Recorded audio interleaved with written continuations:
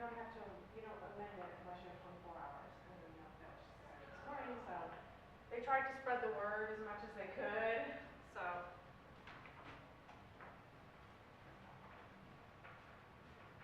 They said, when I communicated with Mike the other day, they were doing kind of a special session. Yeah, they'll come out right a few minutes before 5:30. They'll come out and they'll do a work session, and that work session is open to the public, and they're just going to talk about the master plan. I'm on the master plan board. Okay, yeah. So I'm curious to hear. You know what their conversation is going to be. Yeah. Yeah.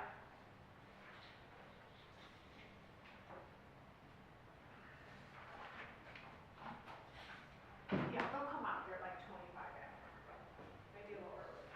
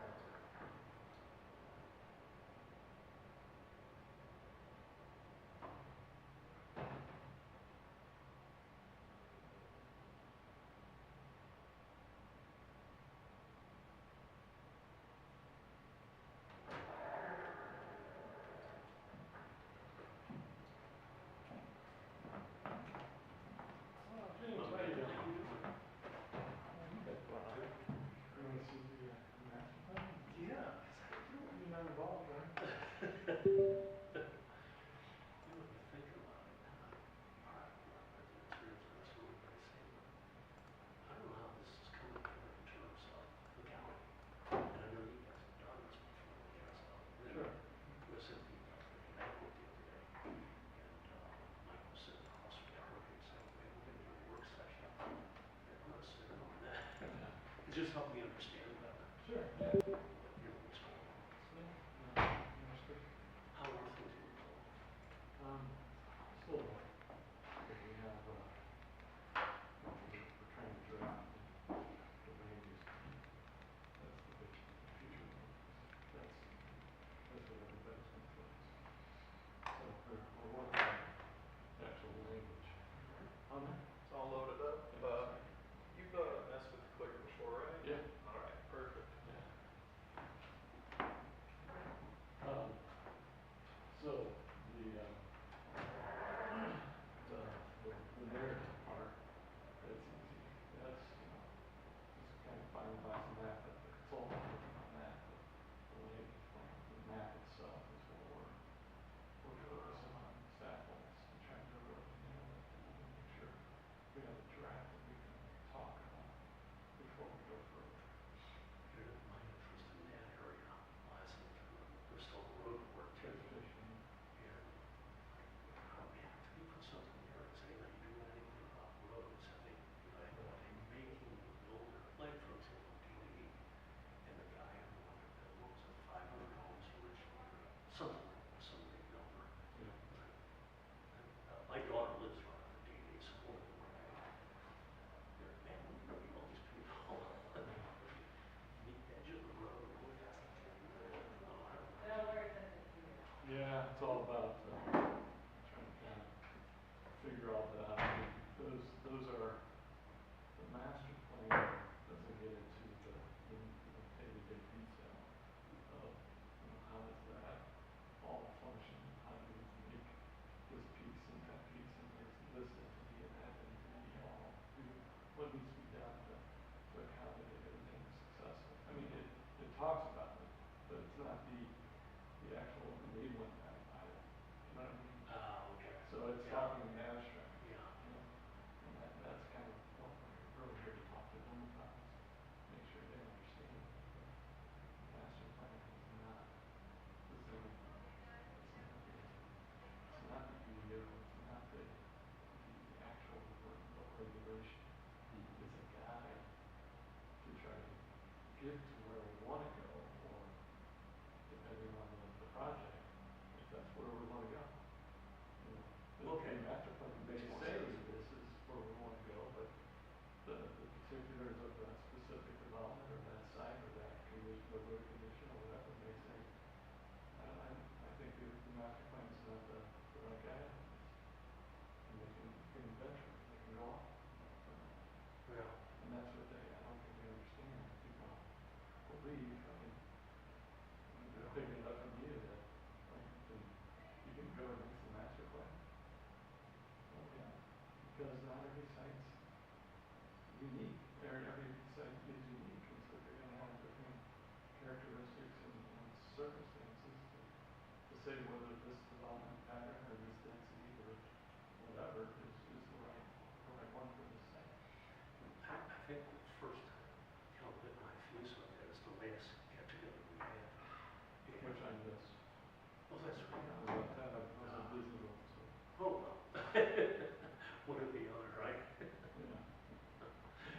We, was, the consultant was up, and they're certainly very professional. And he's, well, this and this and this and this and this. Okay, I got a question. So what? What does all this mean to, how do we put all this together? I think it was like, it was kind of one of these things, like, go ask your mom, Yeah. You know, I don't blame him. Well, I think he's, well, from a consultant standpoint, he knows the county is more particular in some of those answers, if you will. So he can't venture out too far because Mr. Hellman or the community development department or Yeah. might Good point. be thinking something, or the elected officials. So he's gotta be more generic in his response. Yeah, I can see that too. Although, we look for, we look for more guidance from, from the attorneys about educating, especially in other communities. Yeah. So we're trying to bring them that to be able to tell us Good. what's the right approach.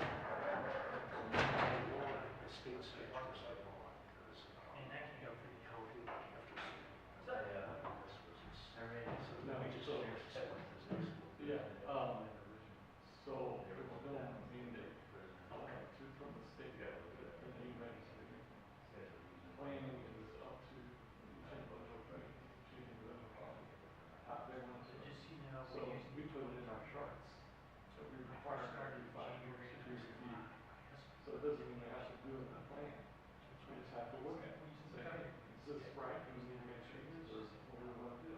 But then they've done the last, so the current plan that we have right now, 2030, is, was originally 2025,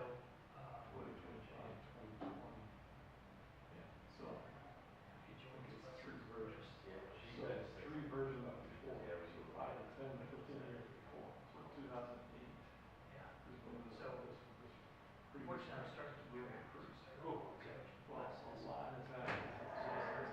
And so the 2013 version was just kind of an update to that plan. The 2018 version is just another update. So we're now to that point where we updating, so we need to redo this. And that's what we're doing. So it's updated, figured. How are we? What's going on? Good to go. Good to see you, man. Yeah, we're just talking about. How are you? We're just talking about. Master plan. It's a hot topic. Yeah. Everybody's gonna chat All about the it. cool I kids think want I one. just solved all your questions, probably your questions about it, so it's all good. I'm good. Jamie's on this. Sometimes that's all it's not Oh, very cool. Yeah, you sent me an email, didn't you? Yeah, Yeah. Because when I overheard you, the lunch was. I'll shoot you an email. We all do. Silly. Yeah, you're not alone. What's up, man? So, yeah, everybody's trying to wrap their arms around this, I think. So, I meant to send you a note earlier today, and it may be part of your presentation, but just talking about 43% in floodplain and the different watersheds. That's a good next one. Remember, all this other stuff. Right. I mean, I really think it's gonna be the biggest part, it's gonna be the biggest part of our growth, issue of, with 43% of the county being in floodplain. Hey, Mike, then what are you gonna do with that? Right? My slide is titled Natural Constraints. Okay. And how that dictates how it impacts development patterns going forward as to what you can do, what you can't do. Yeah. You're getting the soil types and slopes and watersheds and floodplain is part of it. Notwithstanding the Cottleville trails of the world. Right. Right. Hey, we're gonna pull all this sand out of the Always river, move dirt. build you up Always move dirt. 8 feet higher, and so, Yeah. it's good to see you. You too. You guys in there, that's. Yeah, you wanna send? No, I'm good. Got it.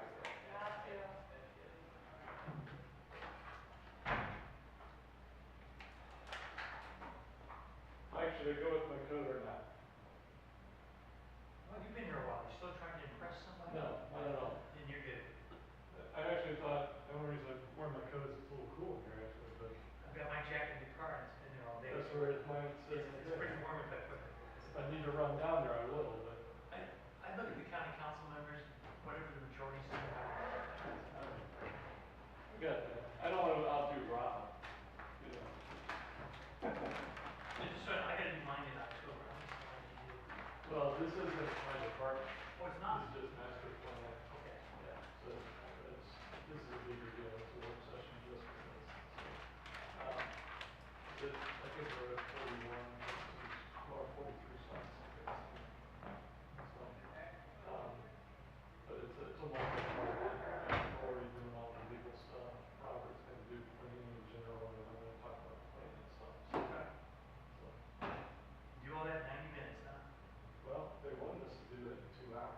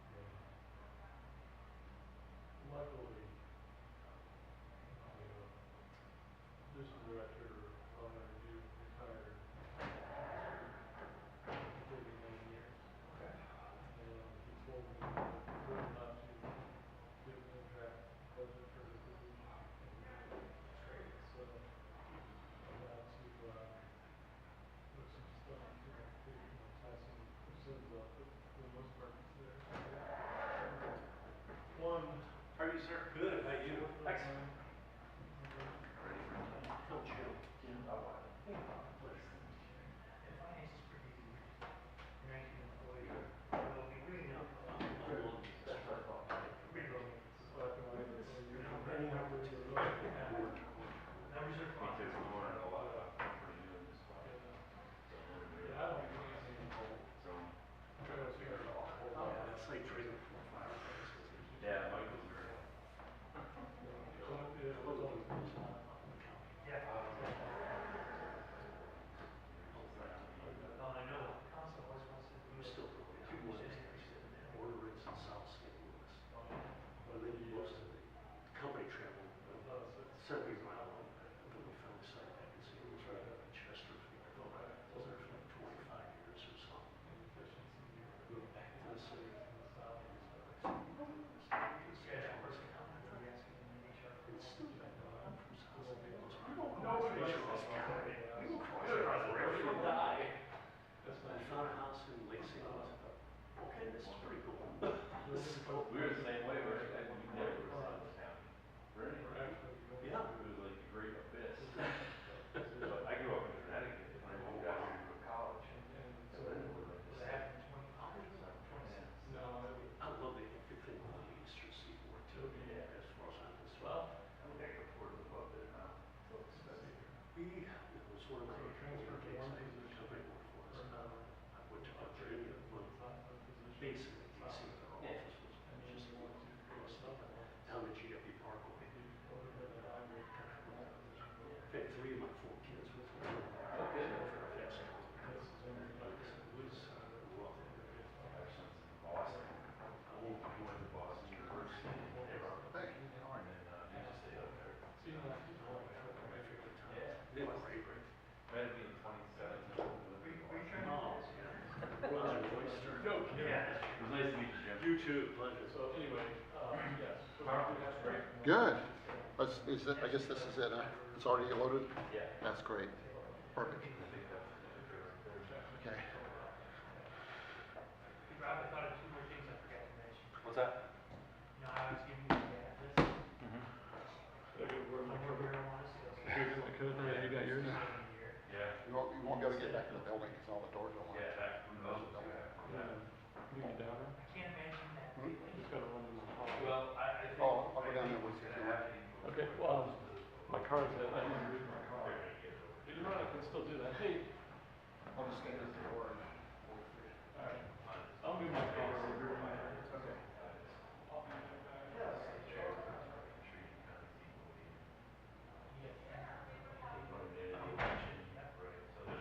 Somebody filed a suit already in Cole County. Another county? I don't know who the plaintiff was. I think it was a taxpayer. So it's, I think it's gonna have a tough time going. Now, on the positive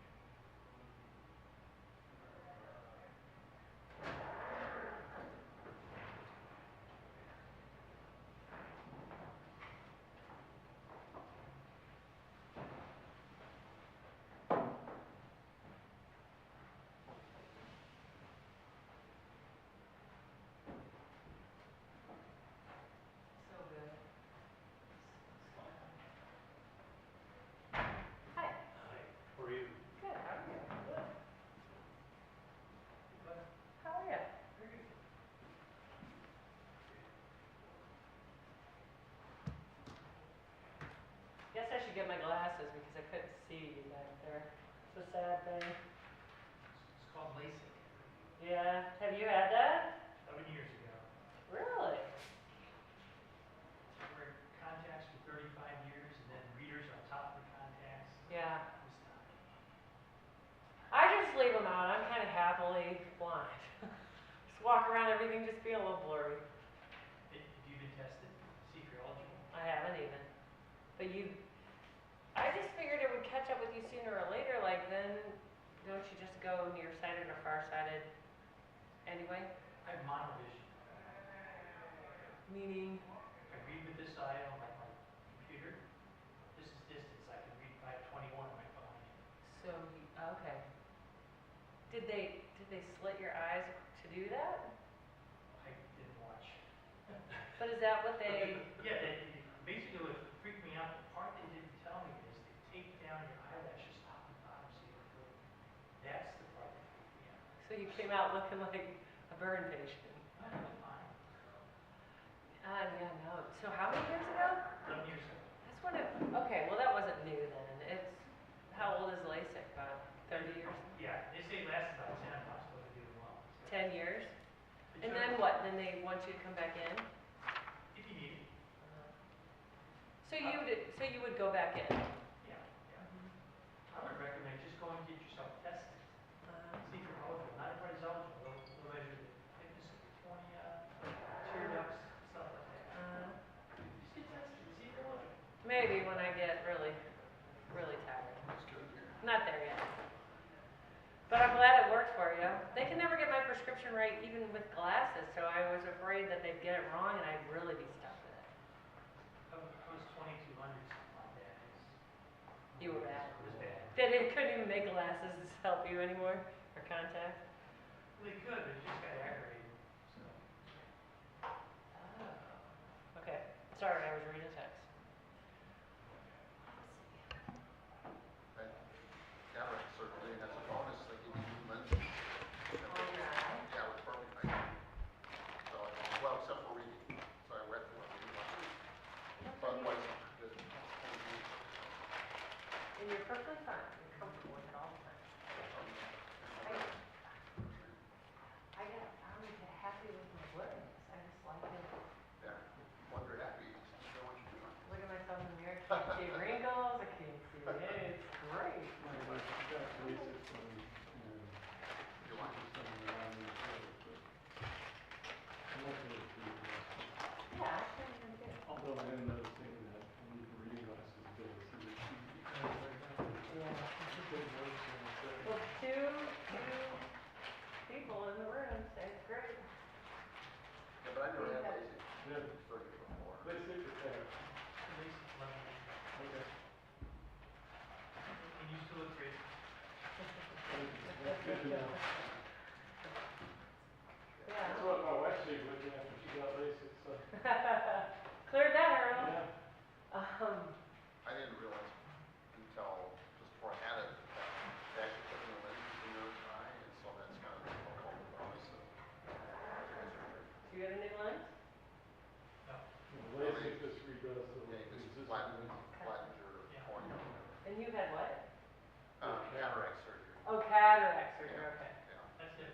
Yep, I get it. Thought you were both talking about the Get same tested. thing. No. See if you're eligible. Okay. If you're not eligible, you don't even have to worry about it. Well, that's true. I won't just be like, no. So I wouldn't be eligible because I have thin. They test the thickness of your cornea, they check out your tear ducts, and there's some other things they do. Yeah, I probably won't, but maybe. Maybe. We'll see. I'm a procrastinator. Did you put the book in there? Picture of the book. No, there's two pictures. I put the name of the book in there. Did you add to it? Yeah, the name of the, all the titles in there, yeah, the author, and the year and all that stuff.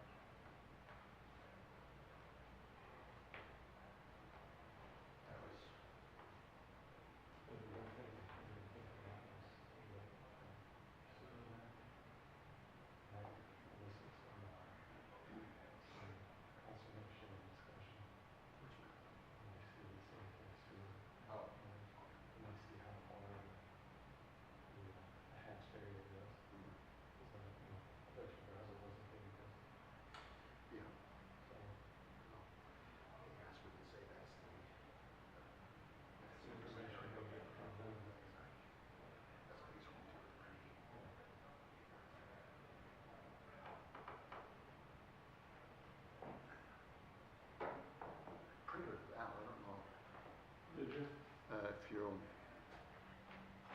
I'm used to being on the screen behind you, you can't see it, so that's why I printed it out. But look at that. Well, actually, we've got it right here. We have it right there, so.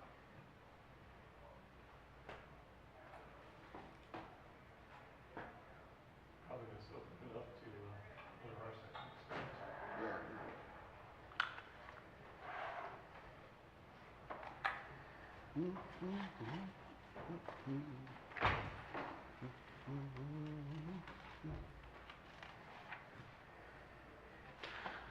Actually, you know what?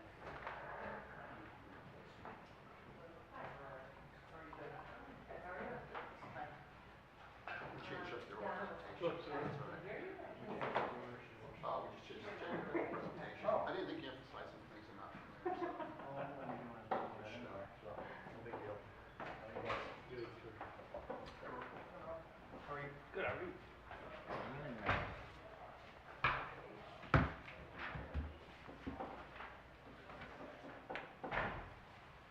It's like,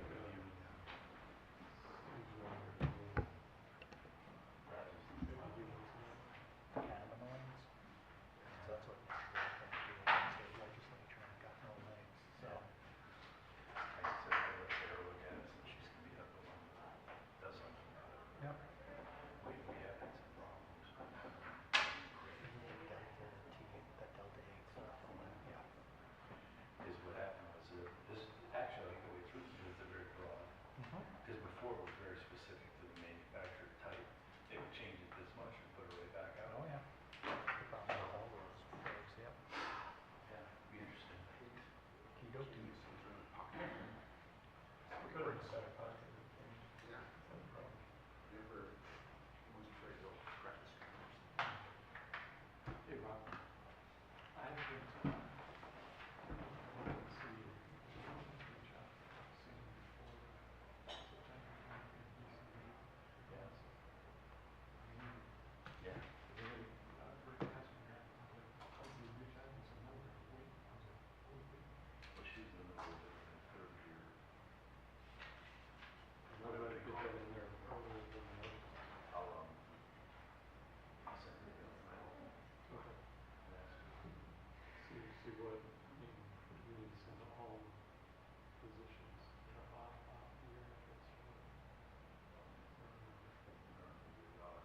He did it last, Rick did it last year, so Yes. he did a lot of good. Yeah, he did a lot of work on it. Everything's in there. So, yeah. I just don't, I don't want this, No, I'm glad, thank you for reminding me. The other part of it is that, yeah, I think they should be a little bit more creative with the days and stuff. Because I think they would. The levels of the all we try to add additional. he wanted to utilize every position. But he was definitely instructors, physical coding, inspector has a 1 or 2.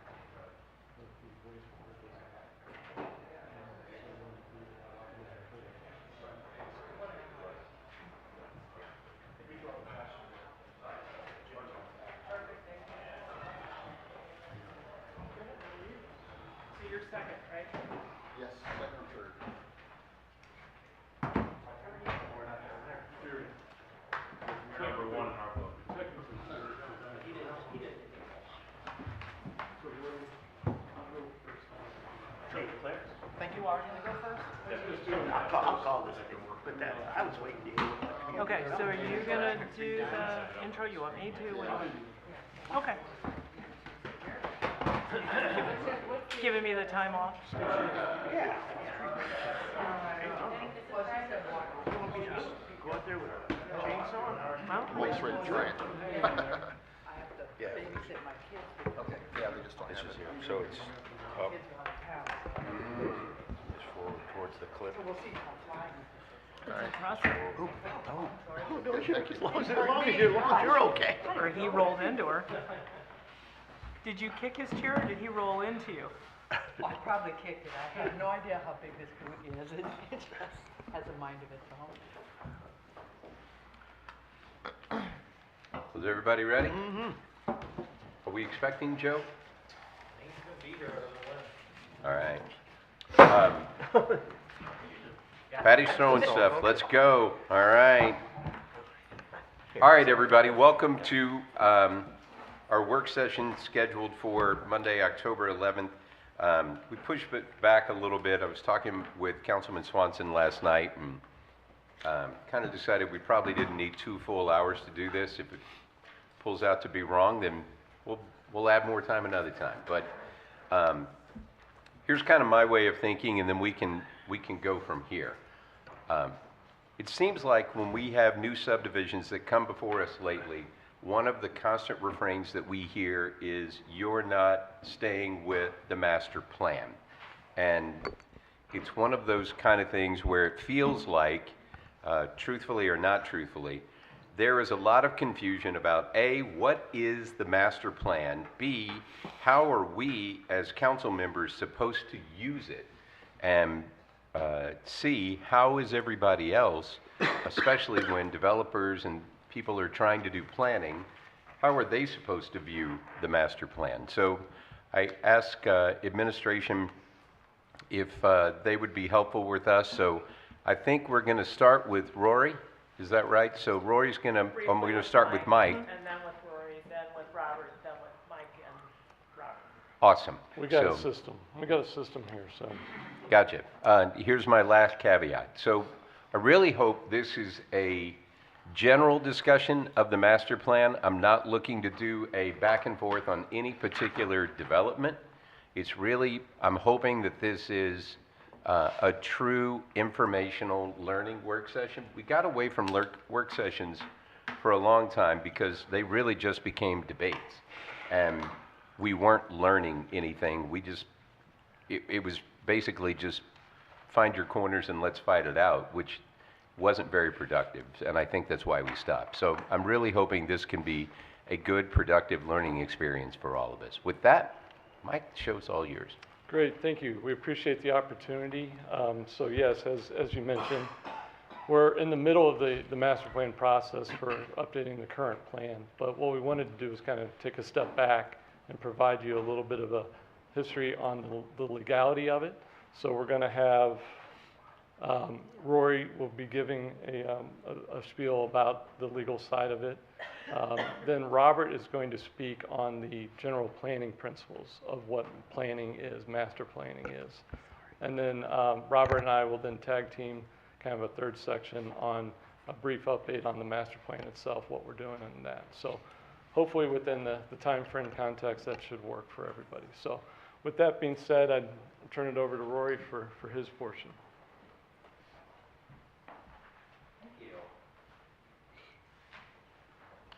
Good evening. I don't suppose that I need to introduce myself, but I'll do it anyway. So I'm Rory O'Sullivan, I'm the acting county councillor. Yeah, as Mike has given you that brief overview, I'm going to talk a little bit about the law as it relates to master plans. To the council chair's point, this is going to be a broad overview of master plans and zoning in general. This is not going to be specific to any particular project. And we're going in this direction. Okay. So there's going to be a couple of topics that I cover.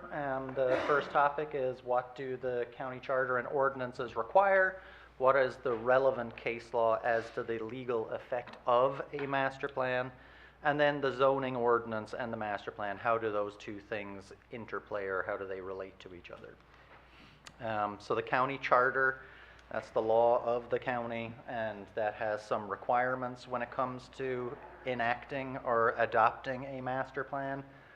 And so basically what it says is that the master plan is to set forth the policy regarding the social, governmental, economic, and physical development of the county.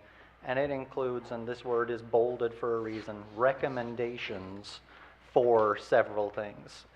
So it's, you look at the county as a whole, and then you make general recommendations that can be applied to that county and to particular places within the county. But they are just recommendations. So for example, that's a long list, but the most desirable use of land within the county, whether it's for residential, recreational, agricultural, commercial, industrial, and other purposes, the most desirable density of population, and then a system of principal thoroughfares, so talking about roads, talking about parks, the general location, relocation of public buildings, so whether that's the county courthouse or the municipal court, things like that. The charter, again, it says that the master plan is going to be designed to assure the coordinated development of the county. Okay, so if you look at your zoning decisions as the, in the granular level, you are going to make a specific decision that applies to a particular piece of land or a particular area within the county. The master plan is supposed to be general, and it's supposed to give developers and the public a general idea of how the county is expected to develop over a number of years. The ultimate goal is to promote the welfare and prosperity of its people. That's the county. And it shall be reviewed frequently, but no less than every 5 years. So what does the ordinance require? So again, we're drilling down a little lower now into what the ordinances say. And so it requires the county to have this master plan steering committee. And I think that this is important, again, because it reaffirms or it backs up the idea that this master plan, again, is recommendations, not law. So this master plan steering committee is an advisory committee to the council. They will recommend a master plan for approval by yourselves. And it contains a statement of the master plan must contain, a statement of the objectives, standards, and principles that are being sought, and then it will be based on studies of physical, social, economic, and governmental conditions and trends. Section 405077, on the other hand, talks about zoning district maps. Okay, zoning district maps shall be in accordance with the master plan for St. Charles County. So there's a bone of contention, I guess, with the way that the language is written in that ordinance. What does it mean to be in accordance with the master plan? So if you look at the master plan as a general guiding principle, a document that says here where the trends go, this is where we expect, generally speaking, the county is going to develop. The zoning ordinance, the zoning maps are the actual law of the county, okay? That's what developers and property owners will be able to use. That's where they get their investment-backed expectations. It is actually the law as it applies to particular parcels of property within the county. In order to be in accordance with those, the master plan, why do we use that language at all? And the reason is because it patterns language in the state statutes. So state statutes govern a lot of zoning throughout the state of Missouri. They use the language in accordance with the master plan, and so we have adopted that language. The closer that we hew to state law, the less likely that we're going to have our ordinances challenged. It also gives us the benefit of being able to use other cases that have applied those similar statutes in the past as kind of binding precedent for us to give us an idea of where we can go and how far we can go.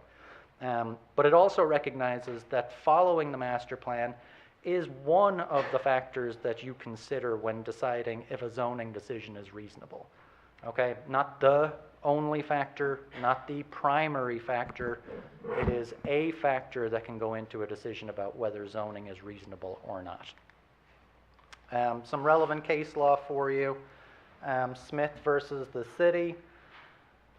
The court there decided that, and again, they drew the distinction, and it was a very clear distinction between zoning regulations and the master plan. Unlike zoning regulations, adoption of a master plan imposes no restrictions on the use of land. That means that people cannot use the master plan if they're litigating it in court. If they're doing anything, they cannot rely on the master plan as if that is the binding law of the county. It just is not. The court went further and said a comprehensive plan, so a master plan, guides the development and use of land within the city, but does not control land use. The comprehensive plan is not a zoning document and cannot be used as such.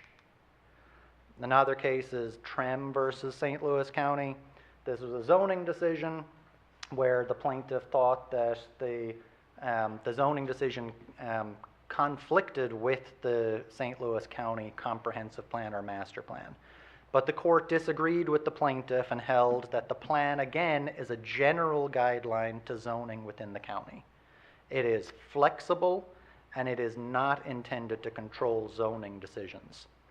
The court's decision was based on several things, but one of those is that, and importantly for you all sitting where you sit as legislators for the county, is that one legislative decision cannot bar future consideration of the same question. Okay, so I liken that to if the master plan really was the law of the county and you set it once every 5 years, then there would be no need for planning and zoning to exist. There would be no need for you to ever make any decisions with respect to individual parcels because the master plan would be it. But that's not the case. That does not reflect what actually happens in reality, which is that you guys get to, the individual property owners, I should say, can come before you and based on how they would like to use their particular piece of property, how they think the trend is going, they get to bring it to you and you get to ultimately make that decision. The zoning ordinance versus the master plan again. So zoning is the exercise of the local government's police power regulating the use of land. And it is a legislative division of a community into districts and the prescription, so things that you can do, and application of regulations in each district. The zoning ordinance has two parts. You've got the text of it, so those are the words that are actually written down in our ordinances, and then you have the zoning map, which is the picture of it depicting the location and boundaries of those districts. Again, the zoning ordinance is the law on land use in the county. It is not the master plan. In closing, the master plan serves as a guide for our zoning rules, but it does not serve as the law controlling land use. It's not something that you have to ignore. It's not a futile effort to go through the master plan process. We just have to understand why it is there. And again, it is to help the council make those decisions on those ultimate zoning questions. And it's also important to recognize that you all have legislative discretion in amending those zoning regulations. So you are not locked into the zonings that are there. You guys can actually, when a petitioner comes to you, when a member of the public with a piece of property asks you to look and reconsider the zoning, you get to make that decision. And that is one of the privileges of being on the legislative body of the county. And that's all. All right, thank you all. Yeah, question, go ahead. Yep. I just want to know, how often do we update our zoning maps? 10 years. Is that something we do? Every 10 years, isn't it? I'm actually not sure if we do it on a... Zoning maps are updated every time there's a zoning Right. change. Every time that somebody comes before you and asks to have the zoning changed, then the zoning map does get changed. So I don't know that it's necessarily on a fixed schedule like the master plan is. Every time there's an annexation, that has to be changed out of the map. So it's updated regularly. Okay, because when you said that we have to go by the zoning map, Yes, we can still change that to change the map at that time. correct. Okay, Yes. thank you. Any other questions? Okay. Thank you. Robert?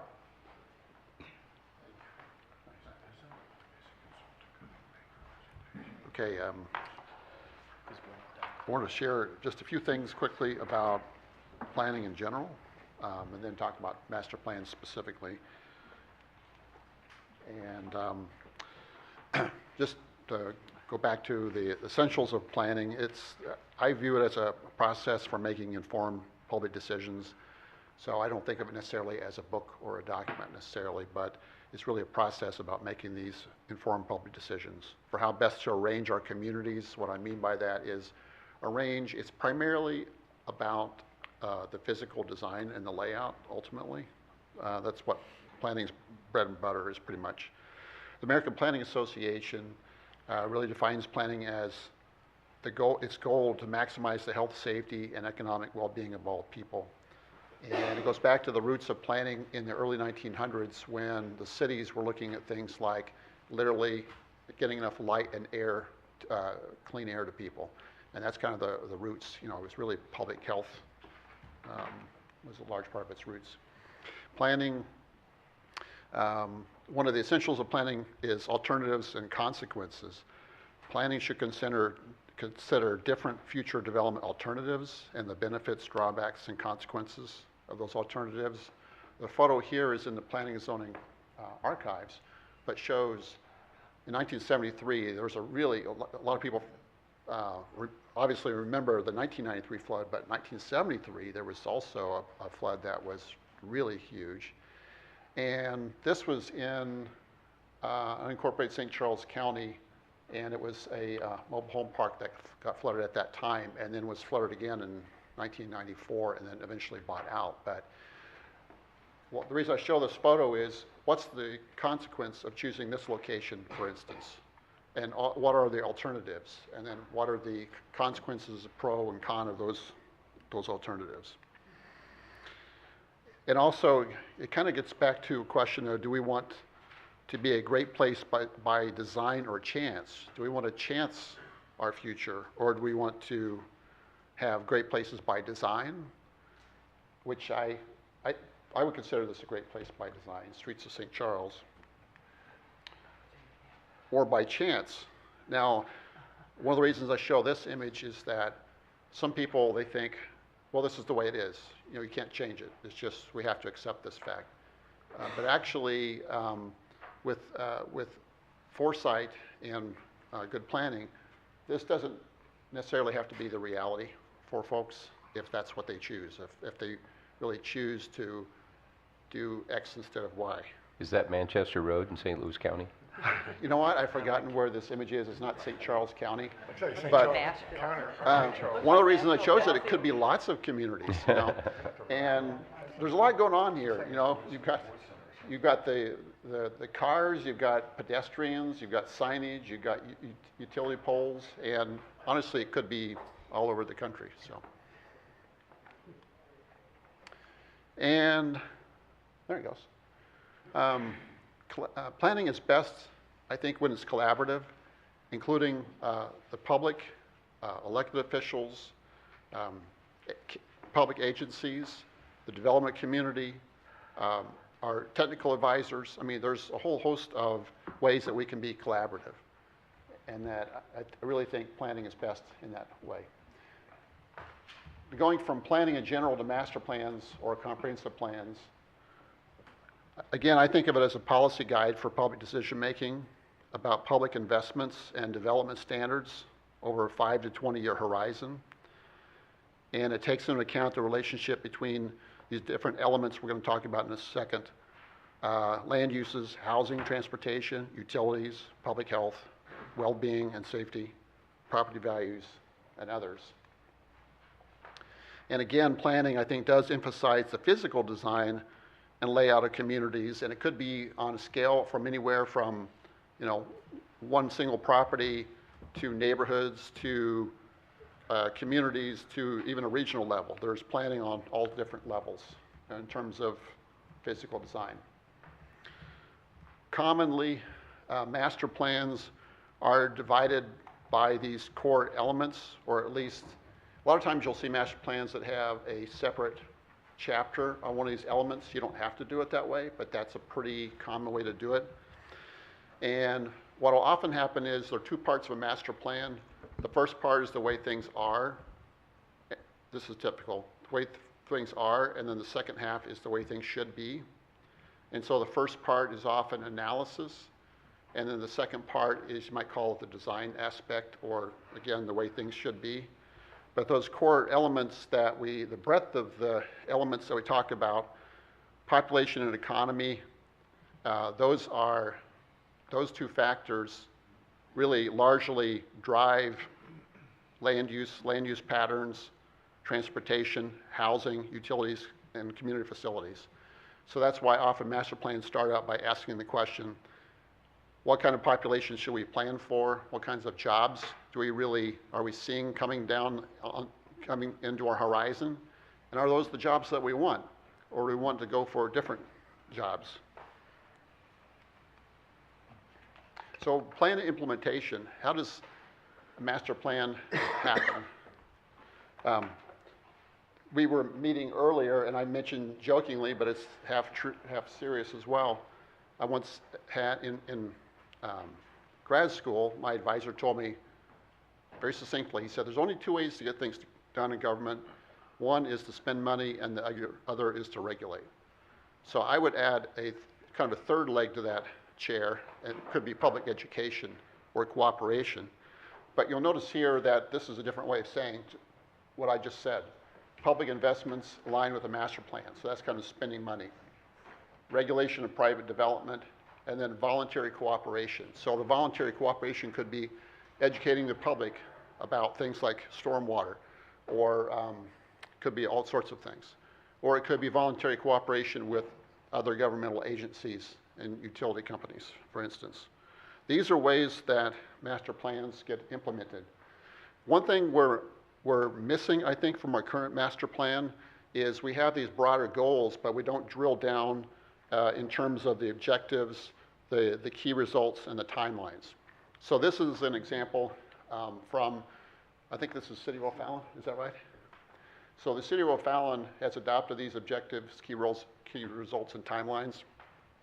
This could be a way of, again, kind of drilling down and figuring out exactly how we want to do this. And then what kind of timeline are we talking about? Do we want to do this in the near term or the longer term, or both, perhaps? Master plans need to be regularly updated and adapted to changing circumstances and community needs. So this is St. Charles County's 1973 future land use map. I just love looking at these old maps. I can kind of do it all day, but there's two things that strike me with this. One is that obviously you need to update plans regularly as conditions change. New information comes along, trends change. So that's one, regularly updated.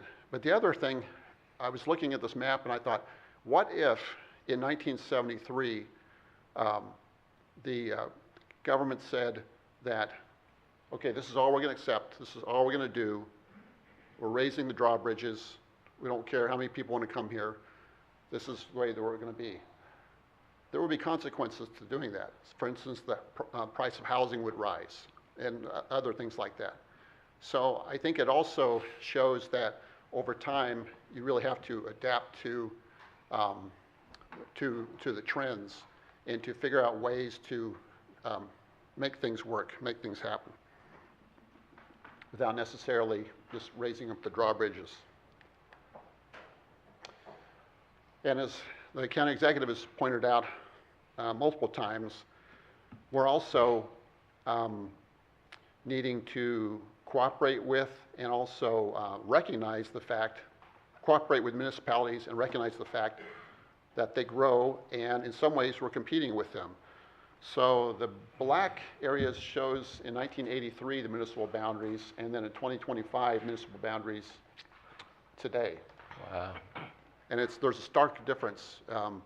And for some of this area, you might ask, well, why did the developer necessarily have to do that in a city? There are some areas where there's private utilities like sanitary sewers. Why didn't the developer do that in the unincorporated county? Why did they choose to go in the city? I think that's always an interesting question, and it's a valid question. Now, again, sometimes some municipalities, they kind of control the cards because they own the sanitary sewers, and they say that you must annex if you're going to get sanitary sewer service. But the south part of City of O'Fallon, that's not the case. I mean, that's served by a private sanitary sewage district. So why did that area choose to go in O'Fallon? It's an interesting question.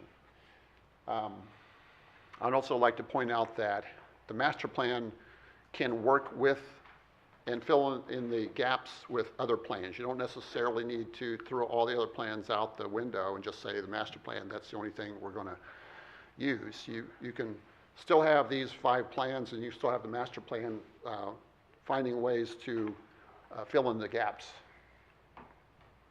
so to speak. Let's see, is it mine? I've forgotten. This is where the tag team starts. Okay. All right. So Robert was kind of talking in generalities and planning principles itself. So I want to go a little more into what our current plan is and what our new plan, what we're working on. Very, very general. We're not that specific yet, but at least kind of go through that. So let's go the other way. So the current plan that we have, Envision 2030, was approved in January of 2019. It is the same thing. It's the same comment that we talked about before. It's a planning guidebook for the 5 to 20 year build out. So that's where we're at, using the current plan now.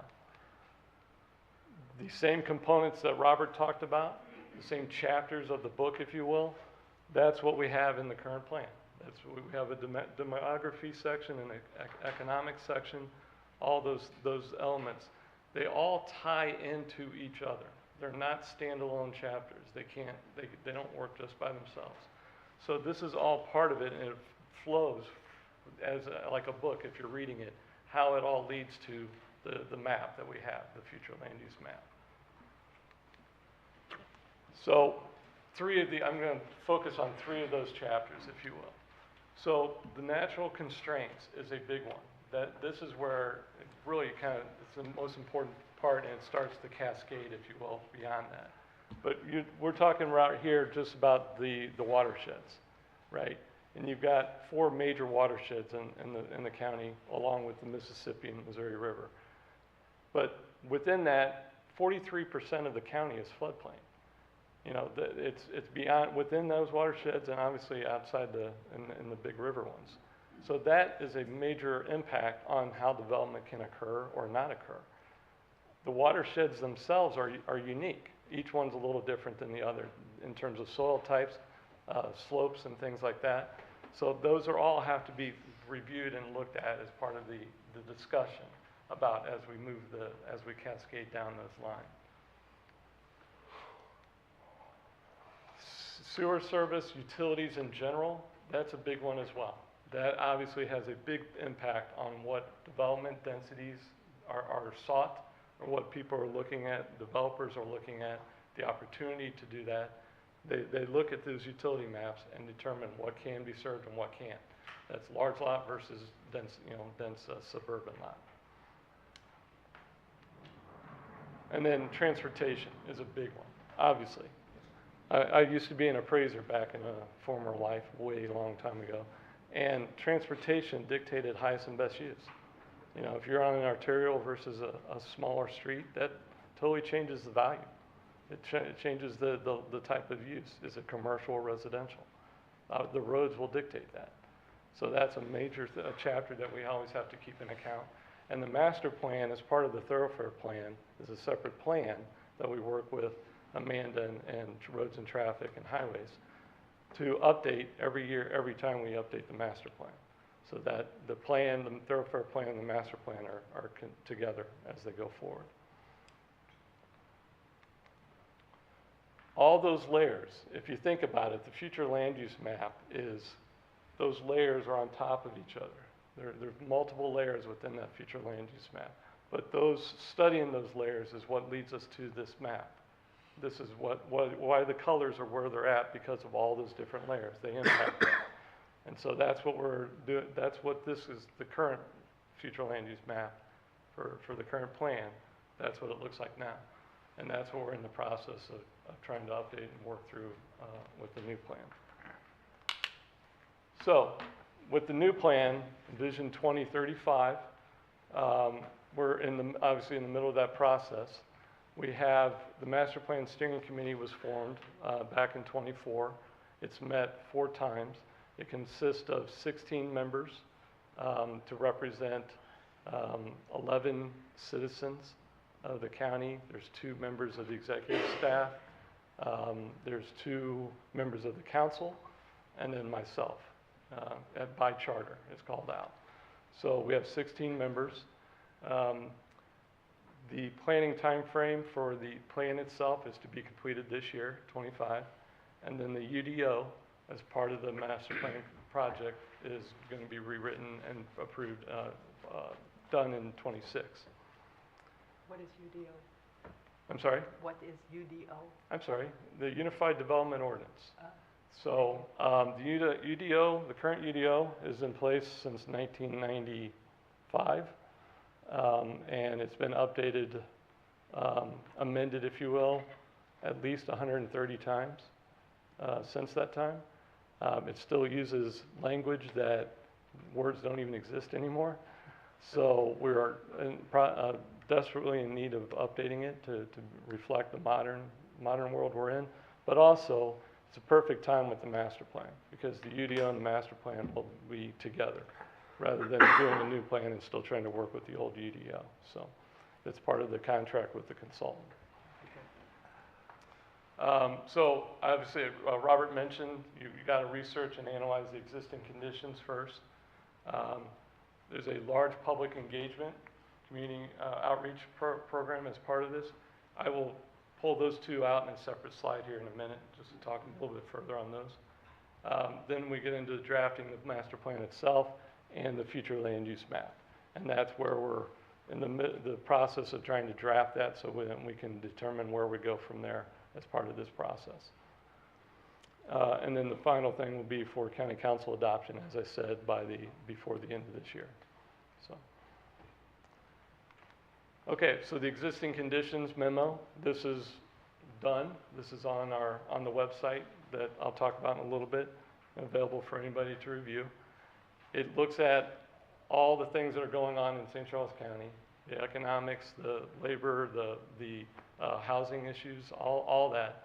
And it also looks at what's going on within the region. We cannot be a standalone within this region. The region impacts us. Crime and all kinds of things. That's part of what fuels our growth or hurts our growth. And so all that is factored into as part of the analysis of what we're faced with in existing conditions now. The public engagement side, the community outreach. So we've had a number of meetings. So we had the kickoff workshop, we had the business community workshop, steering committee kickoffs meetings, the focus groups. We've had, I think it's 10 different focus group meetings. We had the online questionnaire that's available that we had almost 600 people respond to on that. The MAP Social, which is an app, which I'll show you a picture of that in a minute here. And then the visioning workshop, which we had over 56 people attend that. So that's just more than, it says nearly, we actually had more than 700 people just in these items alone as part of the engagement process. And can I mention something about that map? This map is kind of interesting because it shows where participants live. No, they self-identified, so this is where participants who wanted to share where they live generally appear on the map. But the red dots, I think it's pretty representative of geographically. What's interesting is it's not all necessarily in one particular spot of the county. So I was pleased to see that part. You don't see much from West Dalton or Portage Sioux area, but other than that, it's Nothing out there. Yeah. So the focus groups, these are the different ones we had. So we had a business roundtable, we had a utilities, economic development, transportation, parks, housing, not-for-profits, education, floodplain, and then the county departments heads. We had one with all of them. So that focuses on kind of more the technical side, the chapters that you saw. This will help us from that side of things, put that in, combined with the resident input that we're receiving. Will be all part of that process. So we have a project website that's live. It's been live for a while. Probably better just to Google St. Charles County Master Plan. It'll send you to this site rather than trying to send the HTML out to everybody. But this is, you have the ability to review any documents that are on there as part of, and the timeline and the process to date. So that keeps everybody up to date, anybody that wants to see that. It's a good tool, it's a useful tool that the consultant provided for us as part of the project. And then this is that map social that I was talking about. So this is kind of unique. So people can go to this map and use these symbols to denote different things, like areas of interest, development patterns, important sites, things like that. So all those icons that you see on there were placed there by residents, by people that were playing with this map, and being able to kind of show where they see importance, things that are important to them. And too bad Mr. Brazel left, but you see that long line in his district there of those development densities and people's, there you are. So, but that shows you that, you know, people are looking at the map and seeing, identifying what's important to them and what they want us to be aware of as we go through this project. What does that boundary represent that we see there? So the purple one, what is that? I can't read it. It says desired use/development. Yeah, desired So uses. you have to read, I think, whatever their, the note is that they left, Okay. this particular person. Almost looks like a wall trying to protect a certain district. You can go online, actually, look at other people's maps. It's kind of interesting. There's like 50 maps on there people have left, and you can see what All people's those blue interests are and people from your concerns are. district who basically said, stop it. Pretty much it. And so then this was the community visioning workshop that we had where almost 60 people from the public were in attendance. And they had all these stations. We were able to use the EOC very effectively. It was a really nice setup. And we had, so each of these tables were maps and markers and all kinds of fun stuff for them to identify the issues and needs that were important to them and their conversation. And that's all being factored in as part of that outreach and that engagement. All right, so Robert, this is your part.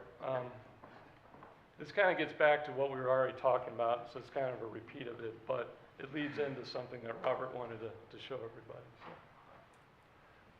So we mentioned earlier about what some of these,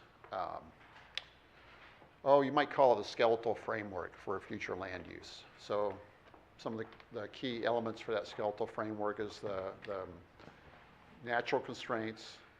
Another one is transportation, for instance. And those are two of the big ones. So for natural constraints, we're working on the question of how best to use natural constraints as a factor for just future land use mapping. And to give an example, right now we're working on the question of what if we look at slopes and terrain, floodways, and tree canopy, and we use this and we overlay this over areas where there could potentially be future development, or areas where there's not going to be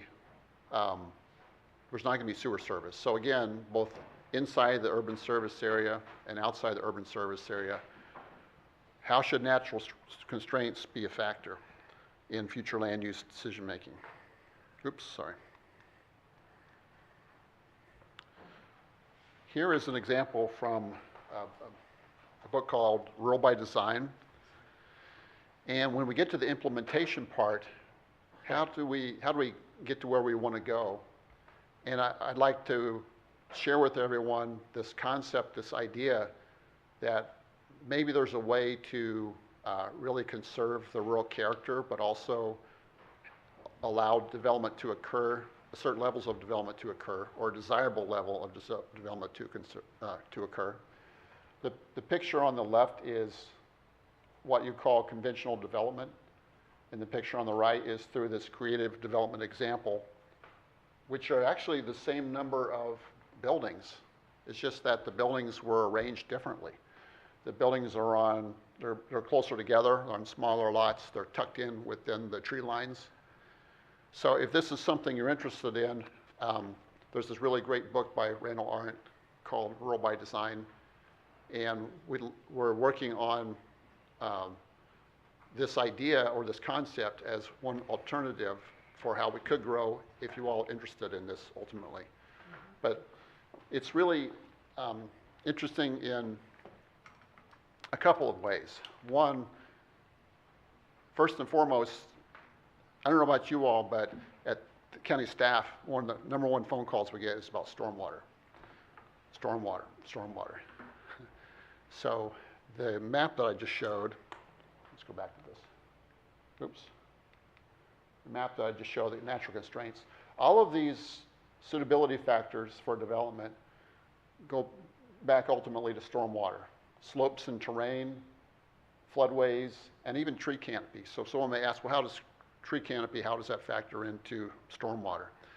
Actually, the trees and the natural vegetation really absorb a large amount of water, and when you remove those trees, that really allows more stormwater runoff. In fact, St. Charles County's development regulations, right now we provide stormwater credits for developments that leave their trees intact and leave them in place. But can we really get ahead of that by looking at slopes and terrain, floodways, and tree canopy as a way to say what's the most suitable sort of development for this area, whether it has sewers or does not have sewers. That's just an example. Again, rural by design. Another closely related concept is, there's this book, this classic Ian McHarg, Design with Nature. This was actually created, this book, before even GIS was developed. This was all in the early years of planning. This was all done by hand, where you're layering these different constraints on top of each other, and you're asking the question, based on these different factors, what's the most suitable areas for development, suitable densities, the suitable types of, or land uses? It's a pretty interesting concept. So this Design with Nature asked the general question, but this was really how, this is one way that it could be implemented. Again, if you all are interested in this, and if the Master Plan Steering Committee is interested in this. Robert, question. How, I think in those two scenarios you're showing, I think one thing that we're missing is, I mean, people's lot sizes. I mean, if you're on that road and you have a let's say an acre lot, you're not going to do what's on the right there. Well, it depends on how you frame it. Do you make it a requirement? Do you make it an incentive? Do you do it through public education? I mean, there's different ways to get at it, and some have more predictable outcomes than others. So you're saying in both of those pictures is the same number of homes? Yes. Yeah. It's just a different way of going about it. It just comes down to, if you're trying to preserve the rural character of an area, which one of those pictures does that? Obviously, creative development example. Right. How But do you then go that gets about- into the question of lot size. How do Because you now- go about, You're allowing smaller lots, so that they're clustered together within areas that leave much more wide open spaces along wherever. You're trying to preserve and conserve that area, and that's one way that it could be done. But again, the discussion and the debate about lot sizes doesn't allow this. Yeah, our big thing that we deal with all the time is I'm not interested in having a house where I'm close to somebody and I can see a lot of open land. I want to live on open land. That's what the pull and tug we see, right? Sure. You know, not. Yeah. So, And that's the question.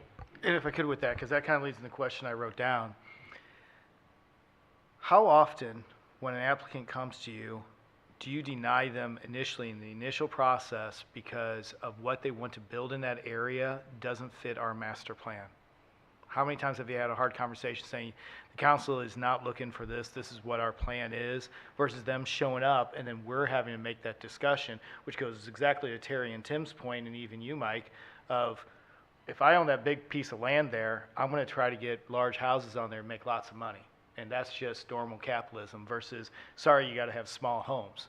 So going back to my original question, how many times do you tell an applicant, this isn't a good idea, come up with a different plan? We tell them that anytime that's the case, but we don't stop the process. So when it comes They to. have the right to apply and go through the process. Right, but when it comes to planning and zoning, and watch those meetings, and Tim's there representing us, a lot of times staff will not say, staff is declining this. It's that these are the requirements that are needed, and then there's really no definitive of staff says no. Staff is giving a recommendation in the report. How many times has We that been no? recommend denial or approval.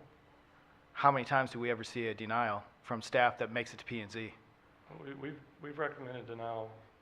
I don't know the number, but there's been a number of times. Okay, because this is the same problem I ran into when I was in the city of Wentzville. That a lot of times staff would be afraid to tell an applicant no, because they were like, well, legally, remember the master plan is just a plan. It's not really an ordinance that says you have to do this. So then a lot of the people up on planning and zoning sit there and go, well, staff's not really telling us no, so we're going to go ahead and approve it. And next thing you know, it ends up on our agenda, and we're like, wait a minute, how did this even get it here? So I think some of it is like, I'd like to see a bigger wall put in place that when an applicant shows up and they know that they're coming in, that this is our plan, this is what the council wants to go with, that they're told early on, no, we're not, this is going to be a denial on our part, because then that gives planning and zoning all that other information. Because we know these things don't show up instantly. There is hundreds of thousands of dollars that are spent on some of these plans that then we turn down. I'll be honest with you, I feel bad when an applicant has spent that much money knowing that it's never going to get passed, because it's wasted money. On the, Mike, on your creative development example. Not mine. No, whatever, no, that example. That book right there. Back in the 90s, that was one of the HBA's ideas, to have cluster development. And the problem with that, especially in southwest St. Charles County, is they would cluster their homes together on quarter-acre lots, half-acre lots, whatever, with, let's say, a 3-acre average or a 5-acre average, whatever it may be. The problem with that is what their proposal was, is to have sewage treatment plants and dump them into the creeks and the streams, because there's no sewers out there. And nobody wants sewers out there, because then you're gonna have just major development all over the place. So the clustering of homes, that was when the Boone Wilderness, or whatever the heck it was called back in the 90s, sued the county over all that stuff. That's what started all that stuff. And that's when, in 2000, we kept the 3-acre lot size, and then Wayne Anthony moved it to 5-acre. Well, you were here, Robert, weren't you back here with Wayne Anthony? Not when it moved to 5. Yeah, that was in the 2000. I hate to say it, but I was eight, here. something like that. But, so the 5-acre lot, because of the topography and the soil, is rocky and all that. So that's why, that's the history of, it's pretty much the line D. Sure. Is why it's 5 acres, is because you can't cluster the homes, because you can't, nobody wants to dump the sewage into this creeks, because our streams and creeks are losing streams. They go into the aquifer, and half the people out there are on wells, and it ends up in their well water. It's just basic, environmental science. And so that's why they're not clustering the homes, and that's why there's 5-acre lots out there. It's more environmental and safety on drinking water and stuff like that. So That's the main reason. that's interesting, because we have, the current UDO has a cluster ordinance, and nobody uses it. Well, that would be probably I would think out there, because I'm not sure about up north where Matt is, but out there are losing streams, that's a fact. DNR, they're labeled as losing streams. It goes into the aquifer and goes into people's wells. So you can't dump sewage into the creeks, which that's what MBR treatment plants do, any kind of treatment plant. Now, you could get it closer to the river perhaps, but still, I don't know how environmentally sound is dumping a bunch of sewage into the, but I don't know.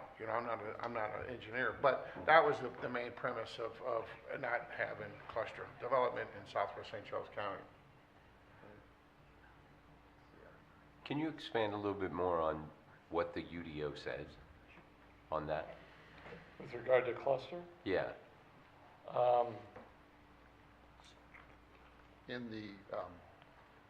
In single-family residential districts, allows clustering of homes by right, as long as you meet certain standards, if you do certain things.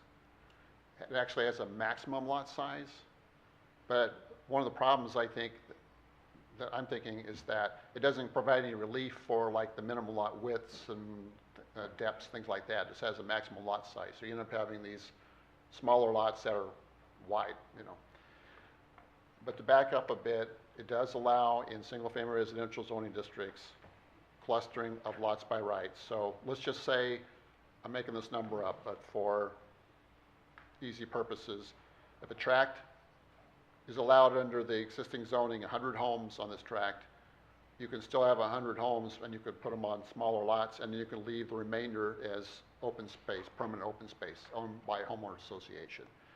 And that's one way to preserve like steep slopes, fields, trees, stands, floodplain, et cetera. So, but that ordinance doesn't seem to be working for us. And I think you nailed it. Part of it is the lot size. If you can't reduce the width, if you still have to have a wide but smaller lot, then it's kind of funky layout, and that's part of the concern. Developers aren't attracted to that.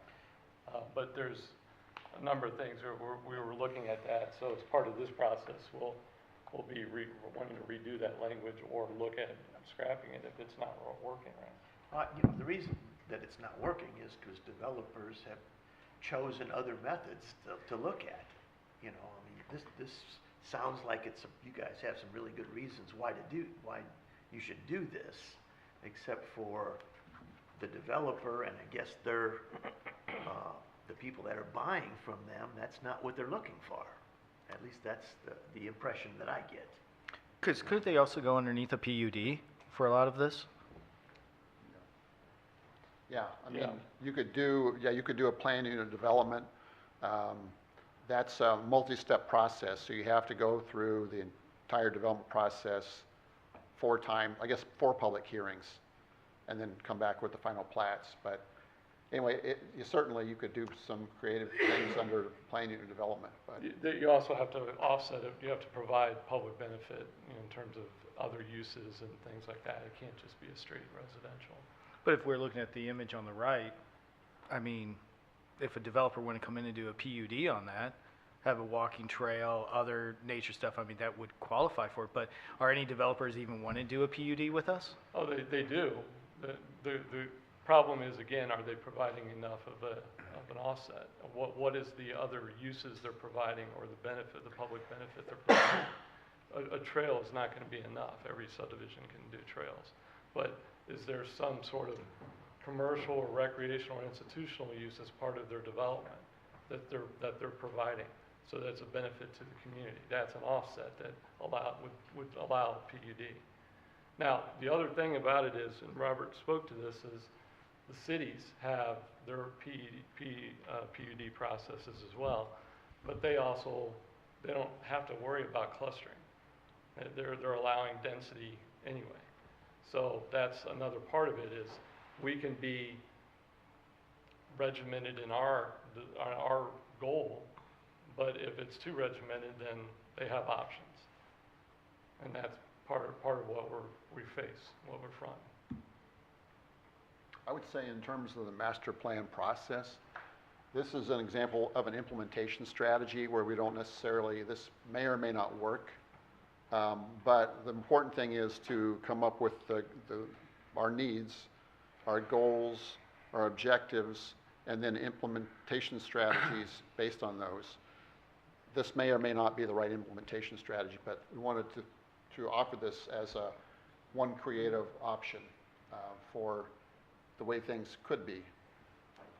Hey, Robert, if we wanted to go with something like that, what sort of changes would we need to do to invite something like that? Joe, if you look at that creative development example, does that look like something that folks down in District 2 would be good with? Well, it looks nice, yeah. It's just got all these other obstacles, I think. It has other obstacles with sewage and stuff, infrastructure and things like that. That was exactly what we visited back in the late 90s and 2000, this very same scenario.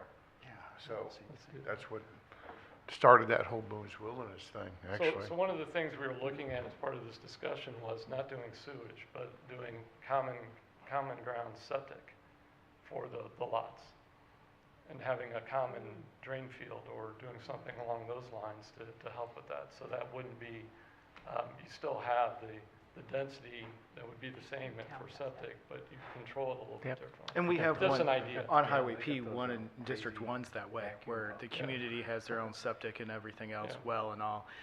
Question on this one with creative development, are there any case examples that are local that this has been successful at? Since this came out in 1994, I'm assuming there has to be something near us. Newtown. I'll get you a list. The ones I'm aware of is on the East Coast where this has been done in places like Maryland and Pennsylvania and Virginia and Georgia for decades now. But certainly there's got to be examples here in St. Louis region, so I can find some for you. Because then I would like to then correlate that to their master plans, to our master plan. What did they do to facilitate this to be successful? And is it successful? Because we're talking a lot of years here of, we can look back. Because I have a feeling, and what I worry about, I think, Joe, you do as well, we put something in like this and it's a total train wreck. And how does that look? I'd rather learn from mistakes of the past. Yeah, you have to be designed carefully, and I'd say consult the development community as well to figure out what they're seeing as, what their needs are and their barriers as well. Because just like that lot width question, there might be something really small and easy to fix that we're just not even seeing that could make an ordinance more usable. But we're hearing now time and time again from developers, for whatever reason, that minimal lot width is really a big deal to them. Would you consider Newtown a creative development example? That's pretty urban there. It's more of a new urbanist design is what they call it, but Okay. yeah, I mean, there's some components of it, but they're not doing it for preservation of space. Yeah.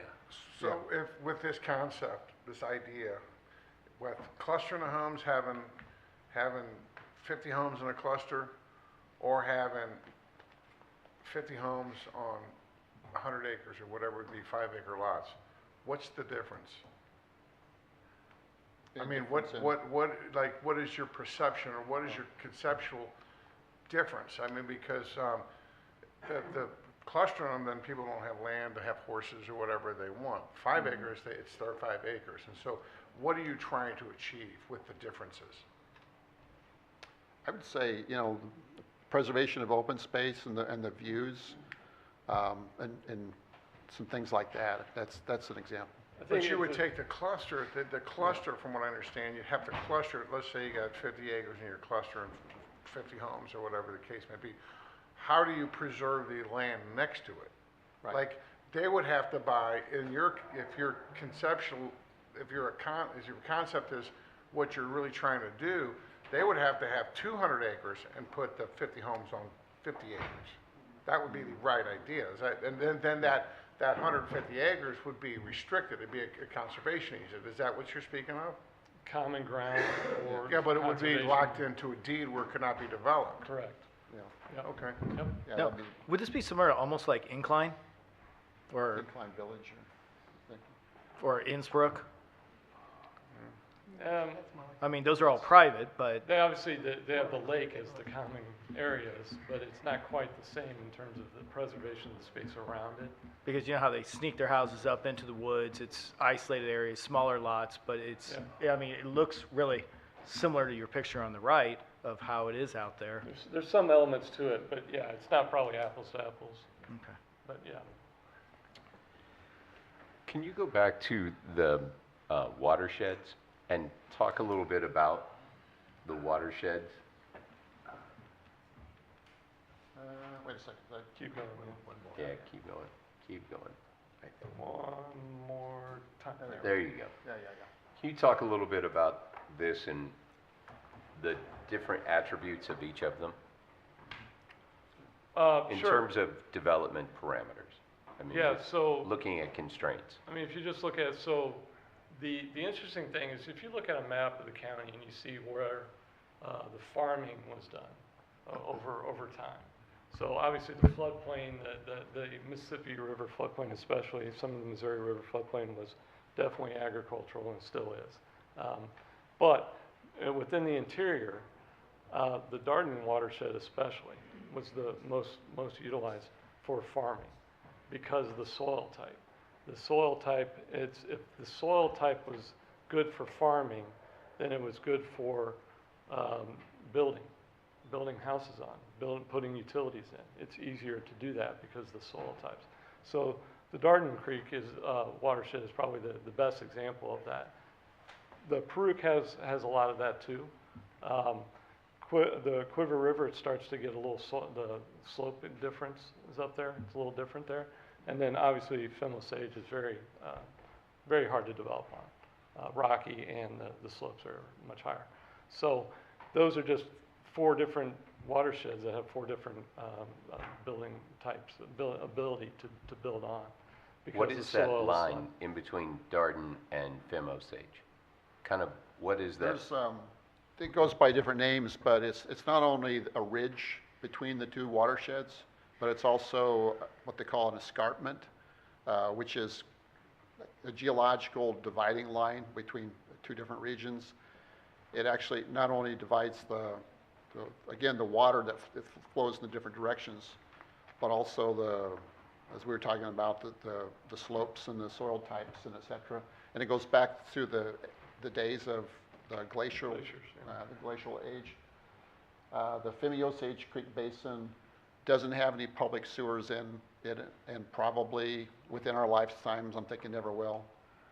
Darden Creek, Paruc Creek basins both have sanitary sewers, and City of St. Charles has a sanitary sewer plant on the Mississippi River to serve. But obviously, the gravity-fed sewers is by and far the most economical way to collect and to treat sewage.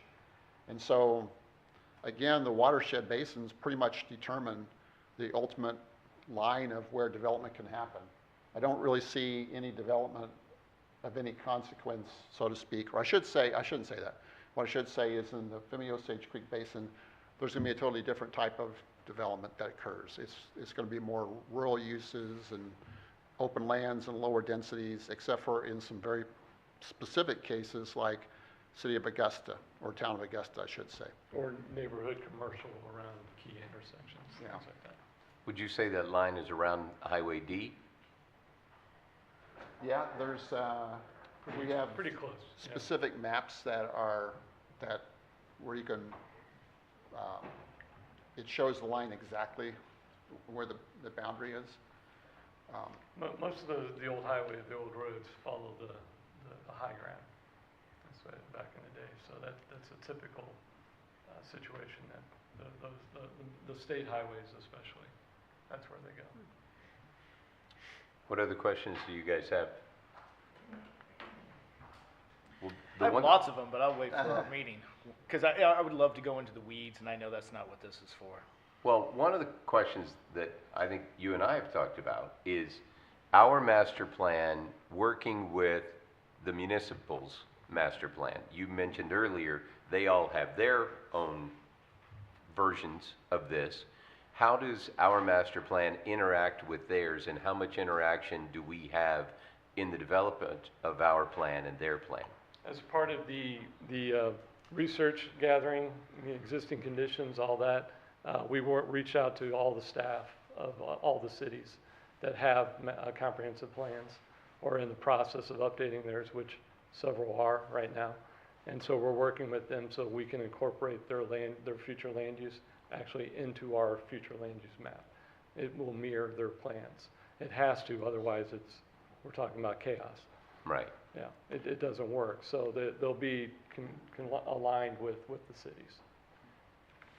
You talked about competing in some cases, Robert, with municipal plans. And we run into that an awful lot. When we start looking at developments that are being proposed for us, and we've talked about a lot in recent developments of we're going to turn something down, but we are competing in effect with a municipality that borders that. And if we turn it down, they'll go to that municipality and they'll build what we didn't want to build, which is obviously going to have an effect on our master plan and how it's going to change that. Do you foresee that changing? Or do you think, I guess the quicker way to ask that is, what makes building in some of these municipalities more attractive for these developers rather than building in the county for us? So we've asked that question a couple times. Can you pull that around to you? A couple times we've gone through that scenario with different cities, and we talk about the biggest thing that we've heard is lot size in terms of width. Not only total lot size, but width is an important one. So simple little thing like our smallest yard is 7 foot. Side yard setback of 7 foot. City of O'Fallon has a 6 foot setback. That was why you have harvest at Hopewell in the city of O'Fallon. Because we can allow. Was there 7 and they changed it to 6 for that reason? I don't know when they changed it, but it's Well, I it's can 6. tell you, sitting on that side of it, a lot of times we'd have different developers come in and ask for 5 yard side yard setbacks. And hey, we're gonna add these other amenities. They get enough votes on the board and it gets passed.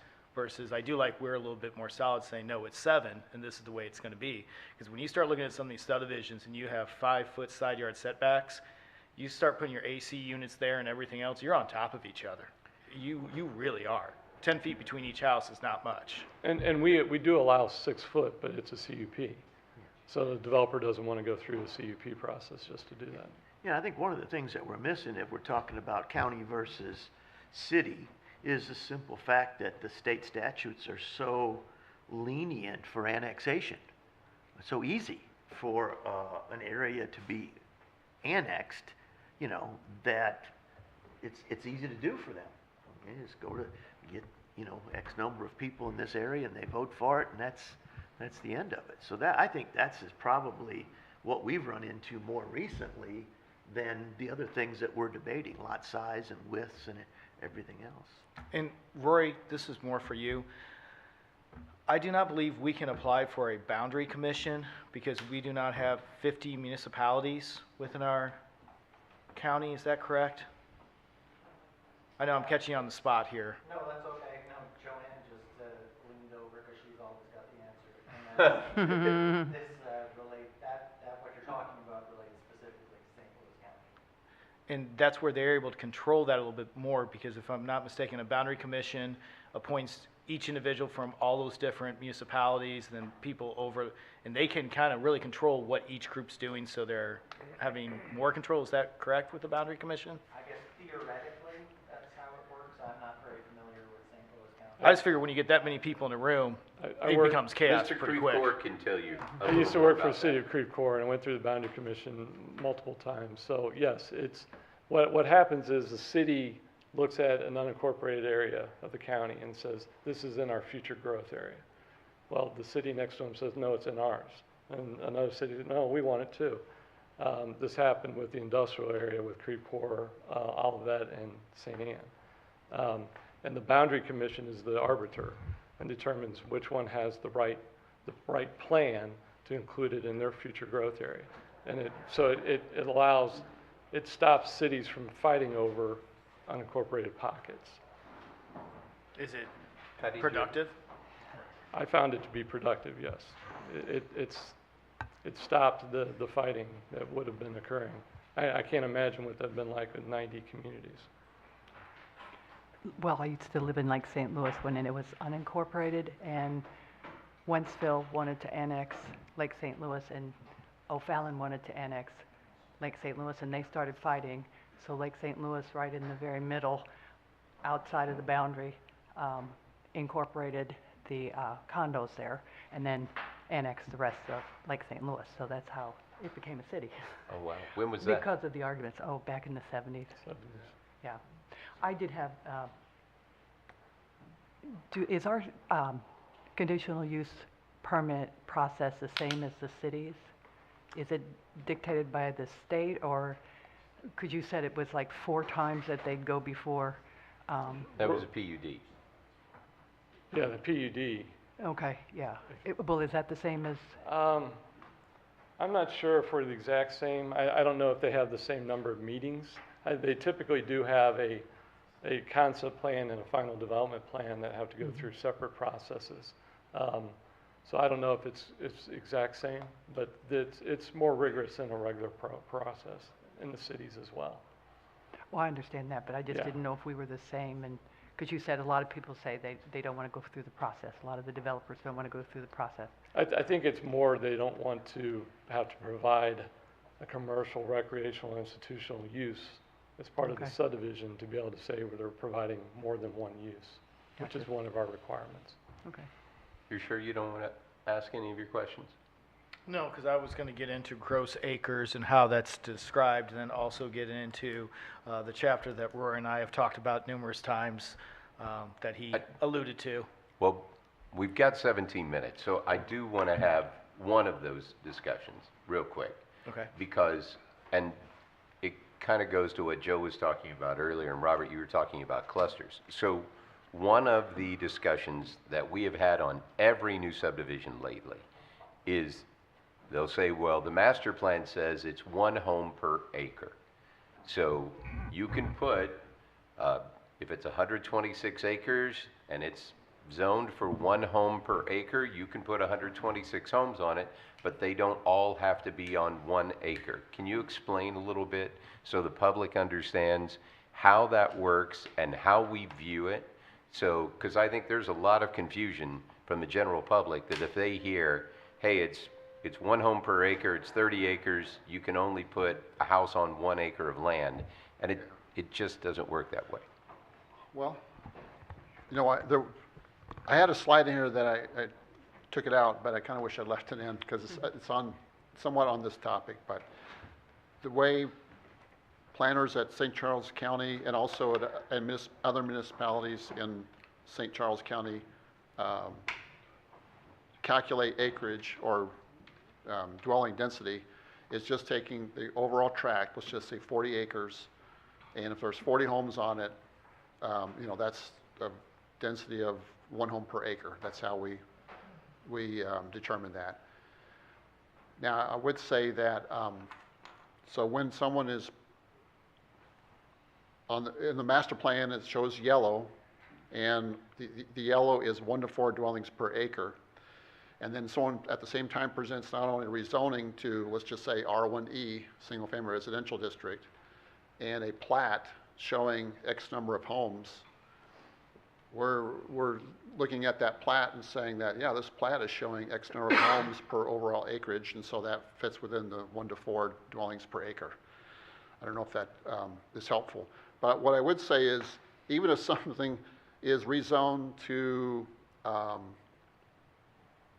let's say R1E, single family residential district, which allows the smallest lot size of any single family district, the developers are not actually building to those densities. They're actually developing on the average of quite a bit lower than that. So if the master plan says 1 to 4 dwellings per acre, and we end up zoning it for R1E, single family residential district, which is a minimum lot size of 7,500 square feet per lot, they're not end up developing it 4 units per acre. It's actually more like 2.8. And that's because they have to add in the streets and the common ground and the detention basins, and then they add in sometimes trails, and there's all these other things that they're adding in.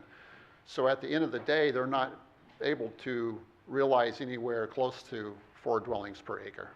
In reality, it's more like 2.8. I can get you some exact numbers. We did analysis of all of the rezonings in St. Charles County unincorporated back over the last 20 years, what district they rezoned it to, and then what they actually built, the number of homes. And what's happening is developers are building at quite a bit less density than the zoning district would allow. For those reasons, again, it's like the stormwater detention, the streets, all these other factors as well, utilities and trails and et cetera. So what you're saying that you can put 3 houses on this acre, and the acre next to it has nothing, and leave that as common ground. So you're still, or let's say 2 on this side, so you're still, like Mike said, people think that 1 house per acre means you have 1 house on 1 acre. So if you have 5 acres, you can only do 5 houses in there. But what you're saying is that you could do 1 to 4 on each one of those, depending upon the zoning. So, I think what we're talking about is a very specific example. You're talking about the recent rezoning that was denied up off St. Paul, or up north of St. Paul. Actually, I was talking about the last three, the Double B with the Lombardo, the McBride, and the Hughes development. Okay. It came up on all of them, and they all asked the same question.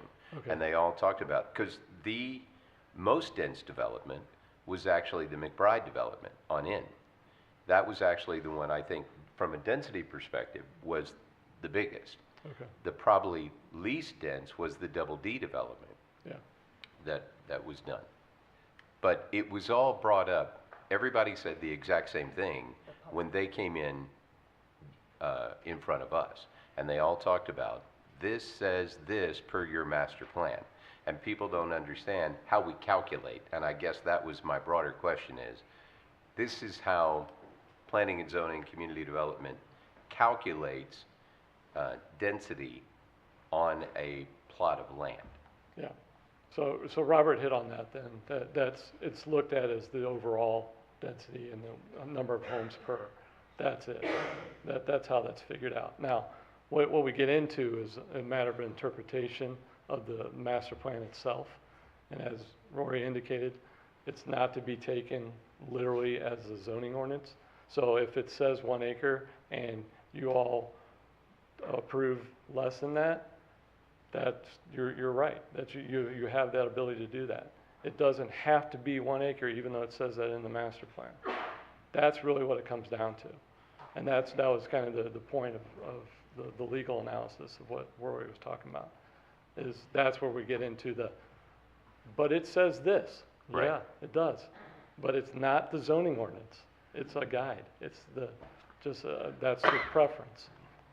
Mr. Swanson, he brought up a point earlier about developers coming to our staff and saying, hey, this is what we'd like to do, and the staff then saying, well, that doesn't fit. I mean, that doesn't, fit. Well, I think what's happened is that throughout the years, developers understand that this master plan is just a suggestion, and even though their development might not fit, they know that it's just an advisory thing, and if they come to us, okay, that there's a possibility that it could go in. And I think that's become fairly common, that developers say, well, I think I'll go ahead and take a shot and take it to the planning and zoning first, and then I'll take it to the county council next, and we'll see what happens. And to add that, I think then they shop around and see what other neighboring municipality is more accepting to it. And that's happened recently, right? And then they come back to us saying, if you don't, we're gonna go there, because being on the other side, at the municipal level, yeah, it's a little bit easier to get through this because of the other mechanisms we have in place with zoning. Well, I would wonder how many times planning and zoning has someone, to your point, come to them, ask them, they say no, and we never see it. So there could be an awful lot of times that planning and zoning will tell them that's not gonna fit, and it just goes away. So you think of the ones that we do see, there could be, to Mike's point of they say no a lot, there could be a lot that they say no to, and it just never sees the light of day after that. And I think that's why Mr. Braslow's had so much growth in his area, that they just go straight to the other neighboring municipality and they accept it right in. All right. Any other questions for anybody? Thank you all Thank very you. much. I Appreciate really it. appreciate that. Very informative. We're going to take a 10-minute break. We'll end the work session, and we will start our meeting at 7 o'clock. Thanks, you guys, for taking part. Thank you.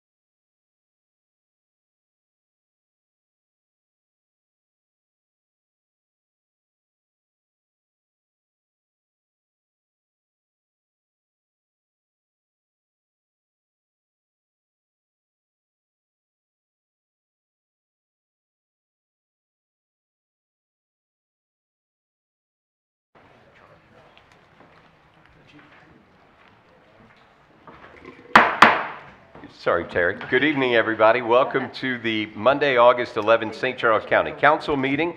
We're going to start with our invocation from Deacon John Schiffer, who from St. Peter's Catholic Church, who is a last-minute substitution for us. We appreciate you stepping in, Deacon. And our Pledge of Allegiance from Councilman Tim Baker. If you please stand and remove your caps. Deacon. Please bow your heads in prayer. Good and gracious God, we give you thanks for being with us here this evening as our council begins to convenes to deliberate issues that are important to all of our residents here in St. Charles County. We ask you to be with them and to remind them always that all authority, including civil authority, does in fact stem from your grace, and it is by your will that decisions should be made.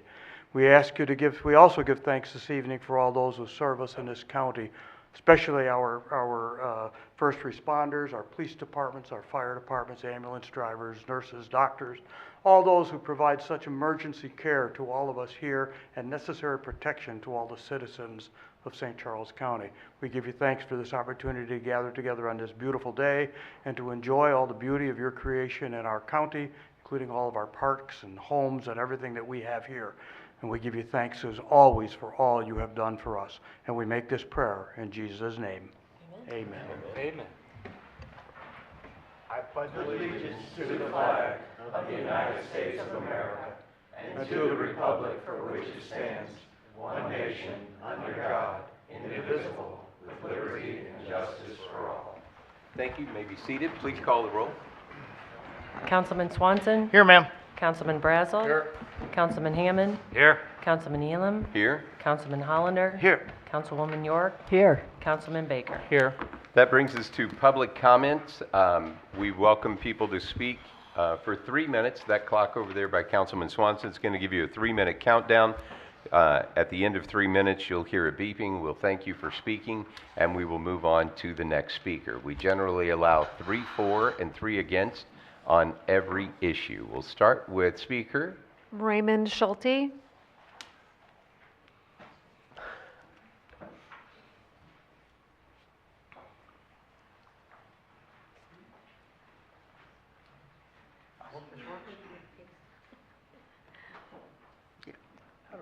Just set it on the table. Just put it down there, Raymond. There you go. See, it shows up right there. Okay.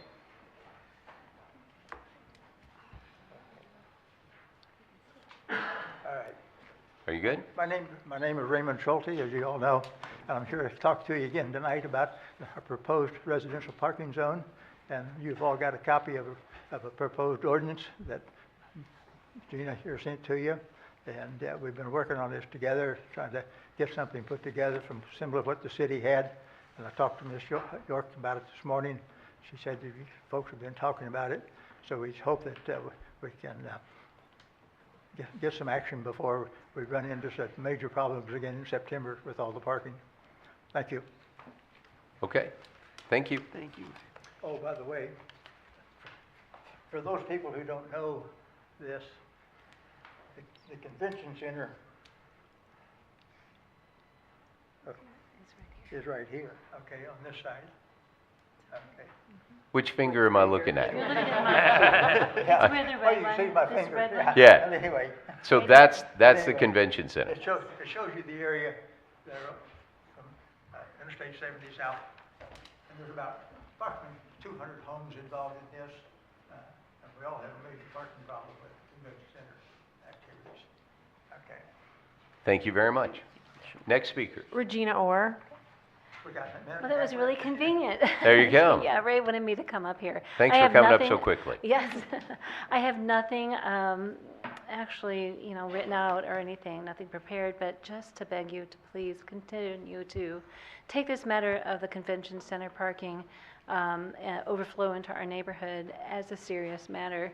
I had worked on, Ray had obtained an ordinance that the city had passed, and I don't know how long it took them to get that done.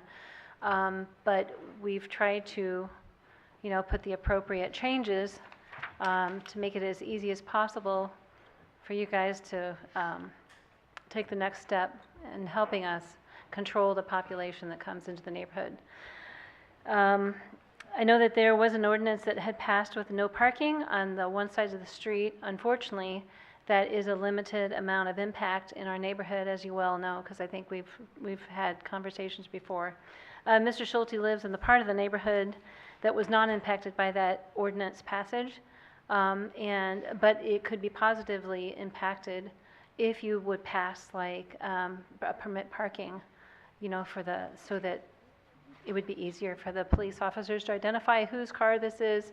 It would be easier to be able to say, hey, you know, let's get these guys towed. In that ordinance rewrite, we also requested from like Friday at 8 a.m. until Sunday 8 p.m. So there's a very well-defined time frame, because that is whenever it is the most impact when the conventions are on. And like Mr. Schulte had said, the Vintage Market Days are coming up September 5th through the 7th. That's the one that started this whole thing again this year. April, it was the end of March or the end of April, I was not able to get out of my neighborhood in the way that I should be able to go.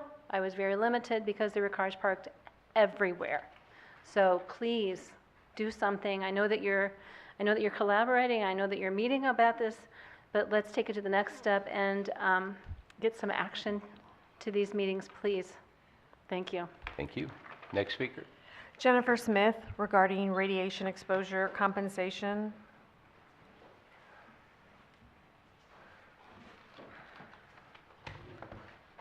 Good evening. My name is Jennifer Smith. I'm a 36-year St. Charles County resident, currently living in unincorporated part of St. Charles County out in Wentzville. I'm also a 1992 graduate of Francis Howe. This past Saturday, we had a meeting at Spencer Creek Library. State Rep Trish Burns, 63, held the meeting, and regarding Radiation Exposure Compensation Act, the RECA Act, passed by Josh Hawley, and yet we had nobody from this board here. The legislation directly impacts 4 zip codes out here in St. Charles County: 63304, 63367, 63368, 63341, and which is approximately 20% of the land mass.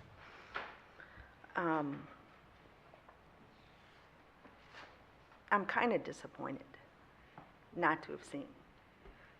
I realize some of you don't represent those zip codes, the land masses out there.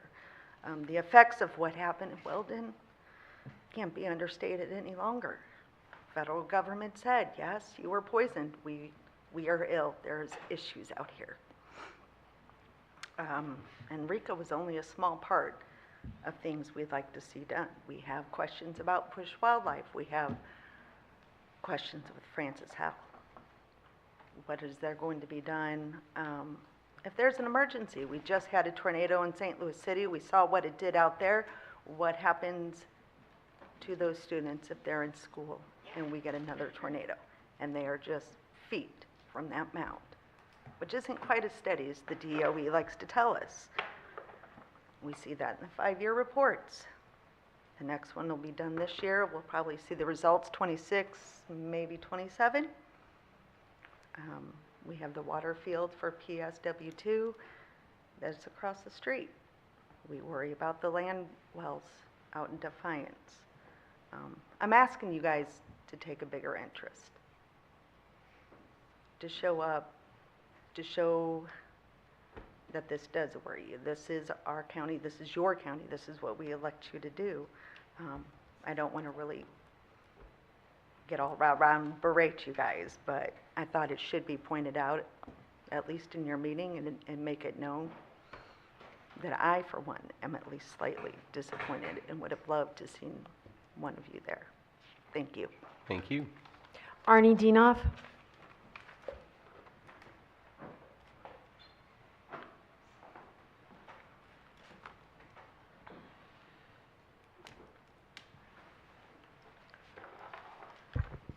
Good evening, members of the County Council. Arnie C. A.C. Dienoff, County Public Advocate. First of all, I'd like to bring to your attention one of the appointments, Stephen J. Hollander, St. Charles City, for a reappointment to the St. Charles County Building Commission First of all, I believe if it's the same Stephen J. Hollander, I believe he's a current city council member that was elected in April of this year for the city of St. Charles, and I believe it may be a conflict, so I want to bring that to your attention. On the consent agenda is exterior and interior cleaning of windows of county buildings. I'd like to know if this actually has the alternate price for interior window cleaning. It seems like $10,000 to $11,186 to $2,029 seems like a lot of money, and we could be handling it in our facilities department with current staff. Why are we hiring a St. Louis City firm rather than a window firm in O'Fallon called Window Bright or Volsum Window Cleaning in St. Charles? On your agenda is settlements from sales of properties, $14,500 for 1014 First Capitol Drive in St. Charles, 2205 North 5th Street in the city of St. Charles, $43,172 from a sale of property, and another one on Beanie Road for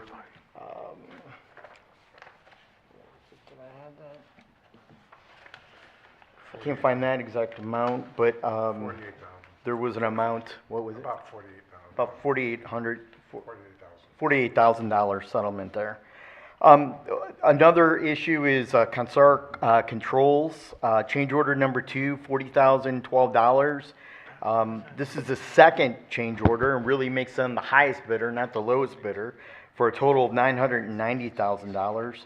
Our Parks Department, another supplemental for $36,000 for stormwater, brings that total to $297,000 and maybe the highest bidder there. The Department of Corrections has an 8-hour shift change. I would ask that you table that legislation because of the newly proposed language and newly proposed information.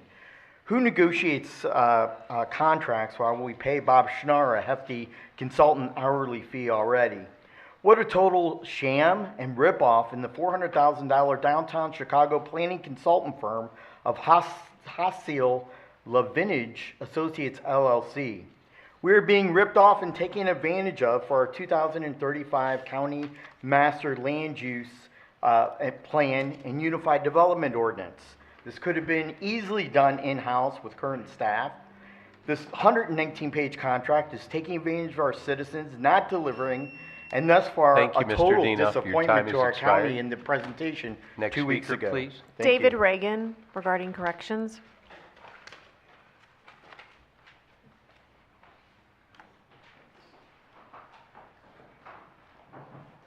Good evening. As you know, I'm Dave Reagan with Laborers Local 42. We represent the Department of Corrections. As you can see, we've got about half of a shift here. These guys are coming on their days off because they are that concerned about how conditions are. I've come to you the last couple of years, and I've said, hey, you're 25 people short, and the next year you're 30. Last year was 35. You're about 40 COs short of a full staff.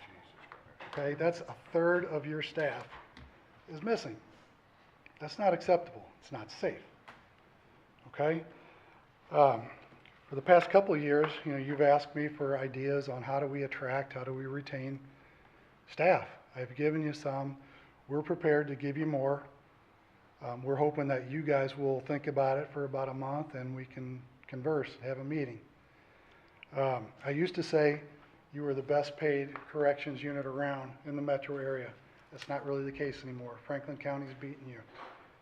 Okay, so you're going to have to do something to attract more men and women like this to come to this job because you're hurting, and you're hurting these folks. They don't eat right, they don't sleep right, their family life is pretty much shot. It's not sustainable, okay? So you increase the pay, that might attract some new people. You do something then for your older COs to give them a reason, a goal to shoot for. 55 and out, it's always the easy one to go for. I know it's going to cost you money.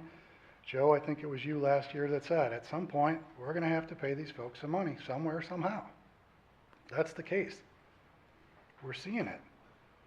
Like, We keep trying the same stuff over and over, year after year. Oh, we're going to job fairs.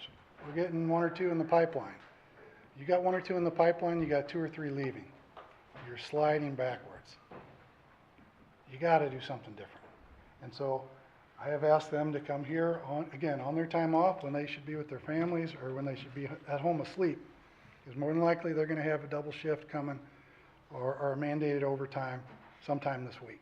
But they cared enough to come up. So I'm gonna let some of them talk tonight. One of the big things that they were concerned about, and I mentioned this last year, is they were concerned about retaliation.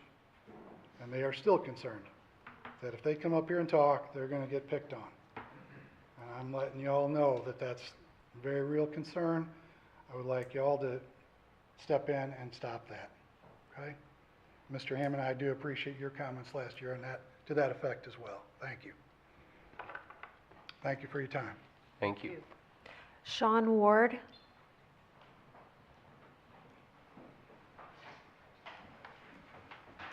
Hi, my name is Sean Wood, and I work at Department of Corrections. We are in a serious crisis, actually. We have no staff. We don't have enough staff to do our jobs properly. We do not have enough staff to maintain safety and security of the inmates or ourselves. We don't have enough people to respond to fights, to medical emergencies, to go assist the public. People have to wait. Attorneys leave, they can't see their clients. We're triple, as far as inmates go, we're triple bunking cells that are double bunked. Should only be double bunked. People are laying on the floor. We have 60 people laying on the floor in the intake. Nowhere to put them, we're full. We don't have officers to respond, and then we have to find them, and then when we find them, we have to get there. So not only are we in danger, the inmates are as well. We cannot follow policies and procedures with the amount of staff that we have. The department itself is violating policies and procedures, but want us to be able to uphold those, and we cannot. We work 12-hour shifts. I think 8-hour shifts would be much more, if you take the amount of staff we have right now, and you go back to 8-hour shifts, yes, we're still gonna be short, but we won't be as short. And you can then cover an 8-hour shift by 4 and 4. You can't cover a 12-hour shift no matter what you do. It's impossible. The turnover rate has to cost money because even just in uniforms, people will come, stay a week, they'll leave. How much money is being wasted there? I mean, I could talk about so many different things, and it's like I'm jumping from one thing to another, but like this is very concerning to me because I like to do my job well, and I like to do it properly. And it's getting to the point now that we cannot. So something needs to be done about it. I have some ideas. I previously worked for the county at the jail for 12 years, from 99 to 2012. I left, I came back about 2 years ago. This time, so much worse than it was. So, I mean, I was like floored. It's very bad. And if some of you could come over there and just watch for a day, because you don't even understand, because you don't work in it. You don't see the struggle. And people that do see it apparently don't care, because nothing's being done about it. So I am asking you to please try to help us figure something out, because it's taking a toll. People don't want to work in a jail. People don't want to work in a jail. And the ones that you do have, please try to retain. Thank you. Thank you. Rhonda S.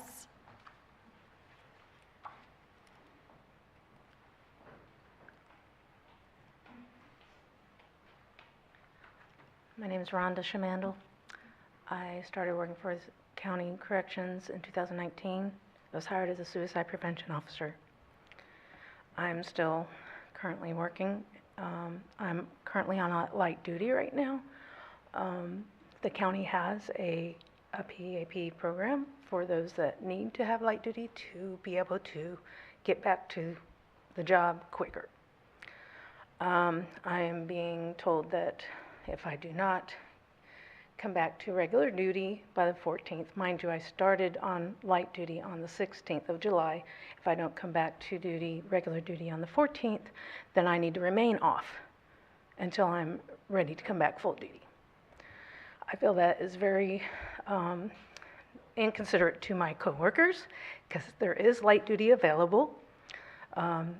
They may try and say there isn't, but there is.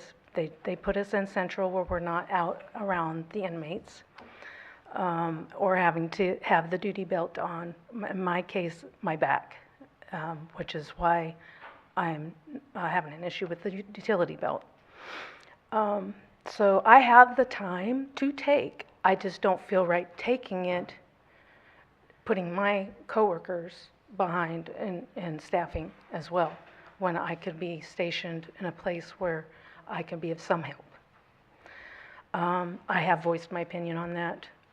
I was asked to send an email. Got to thinking about it, and I know how it goes. I don't want to be retaliated against. I don't want a target on my back. I want to continue. I want to retire through the corrections.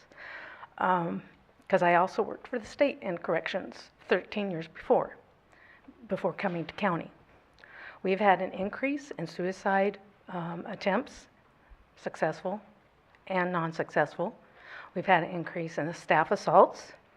We have had I hate to say it, escape. We are pressed to the core. We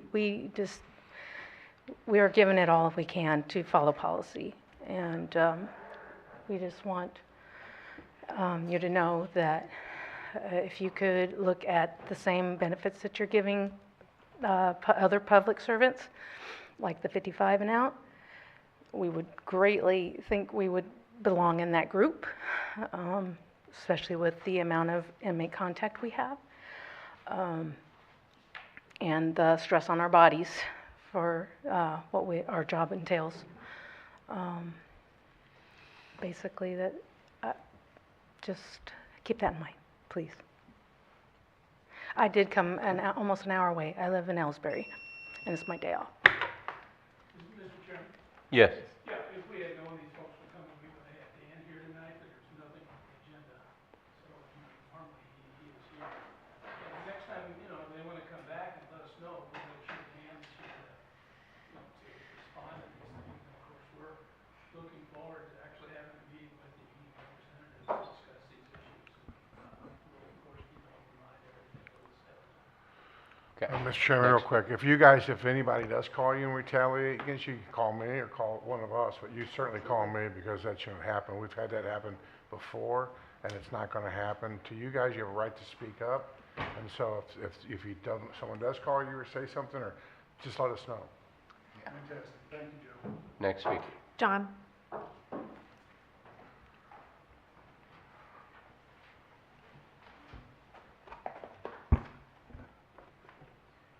My name is John Gahan. I also work down at the SCC DOC. Now, with what he had just said about Dan being here, for those of you behind me who doesn't know who that is, that's our director. With what you just said about people retaliating, that's a thing that happens nonstop. I've been here before. I got sent here because of retaliation. I talked to the county lawyer. Nothing happened. It still goes on. So no matter what you guys do until you're actually there and make a presence, nothing's going to change. Dan being here, that also won't make a change. To hit on what Wood was saying, with how short we are, I'll put it into perspective for you. I'm a disabled Army vet. I've been to Iraq 3 different times. I've got 8 metal plates in my body. I work 50 to 100 hours overtime in this place monthly. Not because I like the place. Don't get that twisted at all. I do it for them so they don't get thrown into one person for 48 people into a fight that nobody's responding to. You guys got to figure out how to hire people. You guys got to do some sort of incentives, recruiting drive, change up what you're doing, because what you're doing is not working. And for a place that likes to preach policies, you guys got them. They're outdated, and nobody enforces them. They got to be updated. It's what, 2014? That's 11 years ago. I could read you all throughout your 105 policy, your ethics, your harassment. There's nobody that is gonna enforce those, except for our supervisors, when it benefits them. Other than that, I'll leave the last minute for you guys to think about that, but I've got nothing else. Danielle Myers.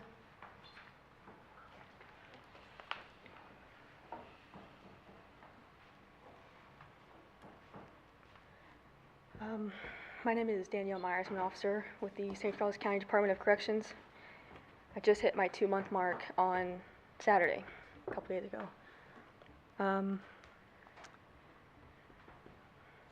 It's been a pretty chaotic 2 months in that jail. Sorry, I don't like public speaking.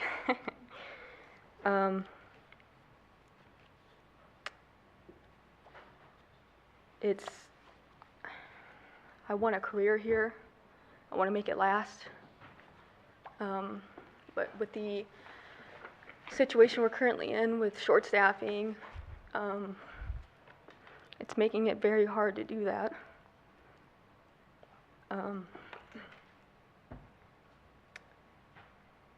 I've had people ask me, interested in working corrections with me, friends that I've had from the military, and I've told them it's not worth it, don't come here. I thought it would be a great place to work, but these last 2 months have been pretty rough, mentally. And the only thing that's got me through it is having pretty decent coworkers behind me that show support that I don't feel like we're getting from the top. So I would really appreciate it if we could get some more support from people like you who show that you care about us. Because I do want to make a career here. I want to make it last. But it takes change from you guys, from our admin. And that's all I got. Thank you. Thank you. That was our final speaker. So that's going to do it for public comment tonight. We'll move us to oral report from the county executive. Don't believe I have one this evening. So that'll get us up to the consent agenda. Any items to be removed from the consent agenda? Seeing none, I would entertain a motion to approve. Motion to approve? Second. Motion to approve in a second. All those in favor say aye. Aye. Any opposed? Consent agenda is approved. That gets us to bills for final passage, starting with bill number 5405. Bill number 5405, an ordinance amending the Personnel Administration Program, Section 115.710, to reclassify 2 corrections officer 12-hour shift positions to 2 corrections officer 8-hour shift positions in the Department of Corrections. Yes, I'd like to amend Bill number 5405 and replace it with substitute Bill 5405 that includes reclassifying for 7- and 8-hour shift positions in corrections. Second. I have a motion and a second. Any discussion? Seeing none, all those in favor of adopting the substitute say aye. Aye. Any opposed? Any questions or comments about this bill? Seeing none, would you please read the bill and call the roll? Substitute Bill number 5405, an ordinance amending the Personnel Administration Program, Section 115.710, to reclassify 7 corrections officer 12-hour shift positions to 7 corrections officer 8-hour shift positions in the Department of Corrections. Councilman Swanson? Yes, ma'am. Councilman Brazel? Councilman Hammond? Yes. Councilman Elam? Yes. Councilman Hollander? Yes. Councilwoman York? Yes. Councilman Baker? Yes. Bill number 5405 passes. That gets us to 5506. Bill number 5406, an ordinance amending the 2025 budget adopted as ordinance 24-106 as amended by providing supplemental appropriations to the budgets of the Emergency Communications Fund, the Elections Authority Fund, and the Self-Insurance Internal Service Fund. Any questions or comments about this bill? Seeing none, please call the roll. Bill number 5406, an ordinance amending the 2025 budget adopted as ordinance 24-106 as amended by providing supplemental appropriations to the budgets of the Emergency Communications Fund, the Elections Authority Fund, and the Self-Insurance Internal Service Fund. Councilman Brazel? Yes. Councilman Hammond? Yes. Councilman Elam? Yes. Councilman Hollander? Yes. Councilwoman York? Yes. Councilman Baker? Yes. Bill Councilman- 54, sorry, my Councilman bad. Swanson? Yes. Sorry, Matt. I was a little quick on the draw there. 5406 passes. That gets us to 5407. Bill number 5407, an ordinance authorizing the county executive or his designee to execute renewal number 4 of Program Services Contract number DHSS FY25 0051SL with the Missouri Department of Health and Senior Services for violent death and overdose death surveillance reimbursement. Questions or comments about this bill? Seeing none, please call the roll. Bill number 5407, an ordinance authorizing the county executive or his designee to execute renewal number 4 of Program Services Contract number DHSS FY25-0051SL with the Missouri Department of Health and Senior Services for violent death and overdose death surveillance reimbursement. Councilman Hammond? Yes. Councilman Elam? Yes. Councilman Hollander? Yes. Councilwoman York? Yes. Councilman Baker? Yes. Councilman Swanson? Yes, ma'am. And Councilman Brazel? Yes. Bill 5407 passes. That gets us to 5408.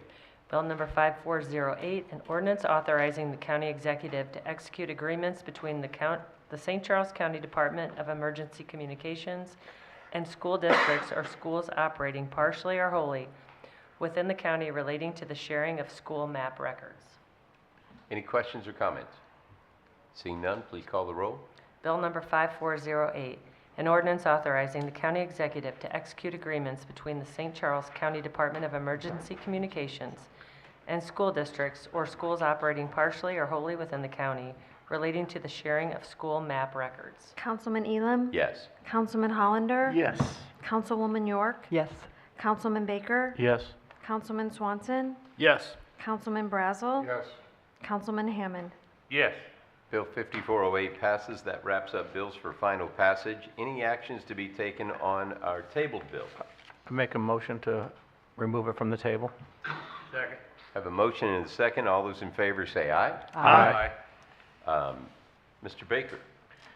Yeah, I know I've talked at this ad nauseum, but we're kind of, as I've been told from our legal staff, we're stuck with the plan. So the developer and their engineer has agreed to add some additional energy dissipation to hopefully help the downstream erosion, which I know is going to occur. So that's why I told them we would pull it off the table. But I leave it up to you on how you guys want to vote. So. Any other questions or comments? Mr. Swanson? Yeah, reading through the report and everything else, staff, it stated that they were short one fire hydrant. Has that been met? It has, so that's an affirmative? All right. Any other questions or comments? Seeing none, please call the roll. Bill number 5401, an ordinance of the County of St. Charles, Missouri approving the preliminary plat of Moser Place. Councilman Hollander? Yes. Councilwoman York? Yes. Councilman Baker? Yes. Councilman Swanson? No. Councilman Brazel? No. Councilman Hammond? Yes. Councilman Elam? Yes. Bill 5401 passes. That wraps up our tabled bills and brings us to announcements and miscellaneous. Anyone? Mr. Brazel? I would like to just say that, Mike, maybe this council should consider having an emergency meeting on corrections to see what the problems are and why it's so deep. For those people who come in here for tonight and express those feelings, you can tell that they're concerned and they're emotional about it. So I feel that they got real concerns, and if it's been going on as long as they say, I think it's our job as legislators to try to see what's going on and see if we can collectively come up with a plan. If we got to give them salary increases based on what salaries are out there, but if they're down 40 correction officers, that's insane. If that's true, I don't know, but I mean, if that's true, that's crazy. Yeah, I would hope that you would wait until you hear from Dan before you make your mind up about anything that is or isn't going on there. Well, no, I don't disagree with that, Steve, but could we meet with the council? They may have some very good points. And anybody who wants to take take the tour of the jail or meet with Dan or whatever, we can certainly, let us know, we'll set that up. But the primary thing, are they down 40 COs? Yeah, it's close. I think it's like 37 at the moment. Well, that's a problem, just right there, without any other conversation, that's a huge problem. You know, for years, the number one reason we were told when. Can you pull that mic, Joanne? I'm sorry. For years, we got the number one feedback from correctional officers when they left, if they weren't leaving for a disciplinary reason, that it was a horrific environment. So we are spending every dollar we can put towards it to reconstruct the main floor and the 5th floor, which is where detention occurs and where these people have to work. But that's not an easy process. Our numbers are high in terms of people who have been arrested and who are remaining in jail pending their trials. And so we are doing construction in the midst of that. The construction company is doing a phenomenal job, but it is still extremely difficult down there with the numbers that we have. Well, Joanne, please understand, I'm not trying to criticize, all I'm saying is. No, I'm not taking it as criticism. Yeah, I'm just trying to explain to you that for Okay, years. I understand that, but there has to be a solution, and we have to find what that's, if Well- the council has to give temporary funding or whatever to get more people here, and because you're burning them out. You're burning them out, that's what's happening, and it's not your fault, but it's our fault for not getting these people what they need. That's And it why- could be our fault, because we're not funding it, we fund it, so we have to do something. That's why you need to go and see what's going on construction-wise, okay? I mean, when I made the presentation in March and when I've made it at other places, first thing I say is we're not trying to make it nicer for the prisoners. We're trying to make it nicer for the people who have to work there. Understand. And if you go and you look at what they've had to deal with the last 30 years, and then you go and see one of the new ones that are open, you're gonna see night and day. Larry Crawford, who ran the place for, about 8 years for us, he was back visiting the other day. We took him down there and he couldn't believe how much better everything's gonna be. Now, that doesn't solve their problems with salaries, and that's something that, we'll have to deal with all the folks. But if, please, go down there and take a look at it, and you'll see, number one, why they're complaining. And number two, what we are trying to do about it. Now, it's gonna take, how long before we'll get everything switched over? Everything won't be done until 27, but a good portion of the new will be done by the early fall of 26. But if it's as bad as they say, then maybe we should be sending county police in there or sheriff's department to give them guys a little bit of safety and reprieve, perhaps. I don't know. Those are some of the things we need to talk about, because if we start losing them, what are we gonna do? Shut Well, the jail we've had a down? problem there for how long, Joanne? I mean, and everybody has the same problem. And Brian, you can. Yeah, I was just going to add that. So you heard them talk about salaries, and we're talking a little bit about emergency appropriations here. But Franklin County is the highest paid correction center in the region, and they're short too. I met with their sheriff when we were talking about the regional training academy, and he was asking me for solutions from us. So it's not just about how much you pay them. I mean, certainly if you pay them, sky's the limit, it probably would work short term, but it's a whole host of solutions. And I agree, we need to get together and figure out what we want to fund and what we're able to fund, because you can't do it all. But it's not just simply talking about, I still think we're the second highest paid group of employees in the region, so it's not just about that.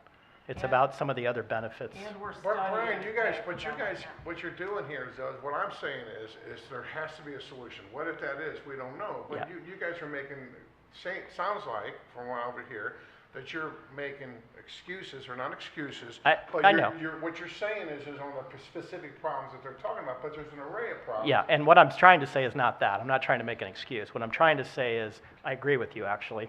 I think we need to get together, get in a room, because the solution itself is way more complex than just one piece. That's all I'm trying to say. It's gonna implode, is what it's gonna implode. You can see it in their faces. Yeah, I know. All right, Mr. Baker. Yeah, first of all, I don't like to be outdone by Franklin County, so, can we add this topic to our work session? I think this would be something that I would envision that would be a perfect topic. We can have Dan, we can have everyone here to actually for us to understand, because, you know, the one thing I remember from when Mr. Reagan talked to me last year was the 55 and out, and I guess I have a question. Are they the only department that's not offered that? No. Nobody No. has it. Police, The police. Oh, have the it. just, the it's police the have it. police? And the police have are it the only because ones, they're I believe, that have it. categorized Okay. by the state differently. So sheriff's department gets that too? Yes. Okay. well, Join in with the yeah, So Law sheriffs and, enforcement. sheriffs and police have that option, but. Commission law enforcement. commission law And the enforcement officers state have that. 2 years ago passed a change to that law to allow what they now call public safety, who are non-commissioned law enforcement and dispatchers to enter into that. We immediately requested a study of what that would cost us, and the cost is astronomical. If you, again, you know, the normal procedures, if you guys want a work session, that's great. Again, I hope you could come in and talk to us individually, we'll go down to jail, we'll do whatever you want to do. But really, usually the first step in this whole thing is that we meet with the union rep, and that's And we had no call from the union whatsoever. We about had these no issues. idea that they were gonna be here, and, you know, it would've been nice to, there may be some things we know we're gonna do to help them right away. And, you know, there's things that are still left over to negotiate, you all, you know, can weigh in on that. And of course, the people who live here have every right to come, you represent them, they have every right to come and speak at the meetings, but it's just kinda, it's a little bit backwards, but that's okay. But I agree with Councilman Brazel that we need to figure something out though. Hold on, Joe. Hold on, Matt. And I just hope you guys understand this. Coming from a school district, when teachers show up to a board meeting to speak about what's going on, it's not hitting the boiling point, it's boiled over. And that they feel they are just lost. I think we had this with some of our other departments a couple of years ago that showed up. I think the highway department could have been here or one of those. So to have this many correction officers show up, they're crying for help. And I'm hoping that didn't fall on deaf ears, and we do something about this soon. I met with Mr. Regan last year, and they brought up a lot of issues, and I was hoping some of these things would be fixed. Obviously, it's not. I'm glad, that was brave of them to show up, because as they stated numerous times, they're afraid of retaliation. And I'm hoping admin heard that loud and clear, and gonna make sure that is not occurring. So, obviously, we need to know all the facts. I'm not gonna jump to any conclusions, but I do think this needs to move to a priority for us to look at. Mr. Brazel, and please talk into that mic. I was gonna say that we can wait till the next work session, but it seems like they're pretty desperate. That's one point. We need The other a thing work I'd like, session Mike, is to sooner. talk about, if you guys read the capital improvement plan, I missed this, I wasn't paying attention, that often happens sometimes. But, we just put 45,000 or 35,000 in some sewer work at the equestrian center, which, good or bad, I don't know. I'm a fan of the equestrian center. However, if you look at the capital plan, we're putting $31 million into that thing in the next 5 years. So I wanna know, that's a lot of money. And so I wanna know, what's the plan? What? How are we getting into the horse business for $31 million? We gotta really look at some of this stuff. And so that needs a work session right there. That's the biggest expenditure we have in the Parks Department. Well, Joe, I think we need it. I've seen the facility and it needs a lot of work. No, And- I'm not denying that. Joe. And I'm not saying I don't dislike, I do not like it. I do like it, but what's the plan? I just wanna know what the Yeah, plan is. this is just the preliminary, there's nothing final about that, and as we go through each budget, we will lay out what we wanna do in any particular year. A lot of the money in the next few years is gonna be going to fixing all the delayed maintenance that wasn't done out there for the last 10 years before we got it, and Dave is familiar with those. You know, we had to fix the roof, and we got other issues like that. But also included in that is another pet adoption center. We want to put a second pet adoption center out there for the western part of the county, like the one we have in St. Peters now. So, you know, we'll have to justify whatever we spend, and we'll do it each individual year. And you're right to ask the questions. I don't want to go on unless you're finished, but I got one other comment I want to make. Well, in terms of corrections, Brian, are you are you folks putting a meeting together with corrections or as staff to talk about a plan to present to us? I don't want to get ahead of what you're able to do. Like, we can come up with all kinds of ideas, but I want to know, where is administration on this before we start We're in the running process- around you, so to We're in the speak? process of a plan, and that ordinance you passed tonight was the first part of it. Well, that move, they said if we could move from 12 to 8, and this ordinance moved from 12 to 8. So it sounds like this ordinance was addressing at least part of what she asked for. I'm sorry, Frank. No, go ahead. This ordinance addressed the things that they need during the day, during the work week, so that they could try to recruit to that particular set of jobs, taking the pressure off. We have some other things right now which we are working on actively that we have not yet presented to this gentleman to my right who runs things day to day. And so we would like the opportunity to do that. They've been vetted through corrections now, and that will take some, not huge amounts of pressure off, but that will also relieve some pressure valves if we go forward with that plan. In terms of payment, we are in the process of studying where they are, Franklin County, looking for anybody else that's paying more than that. We study them every year, just like we do the police. I understand what Councilman Brazel is saying, and I would love it if there was so many cops laying over at the police department that I could say, hey, chief, we're taking a platoon of yours and sending them over there. But he can account for every single thing every one of those guys is doing. And he's coming to us about his concerns about his patrolmen and being able to respond in a timely manner to the citizens in the field. The problem is that in general, law enforcement is not seeing the kind of recruitment numbers that they used to. Yeah. When I started out as a lawyer, that was like a huge career field. Things happened over the 2013, 14, 15 years that it has changed the number of people who are interested in a law enforcement career. There's nothing we can do about it. The feds are feeling it. They steal from us.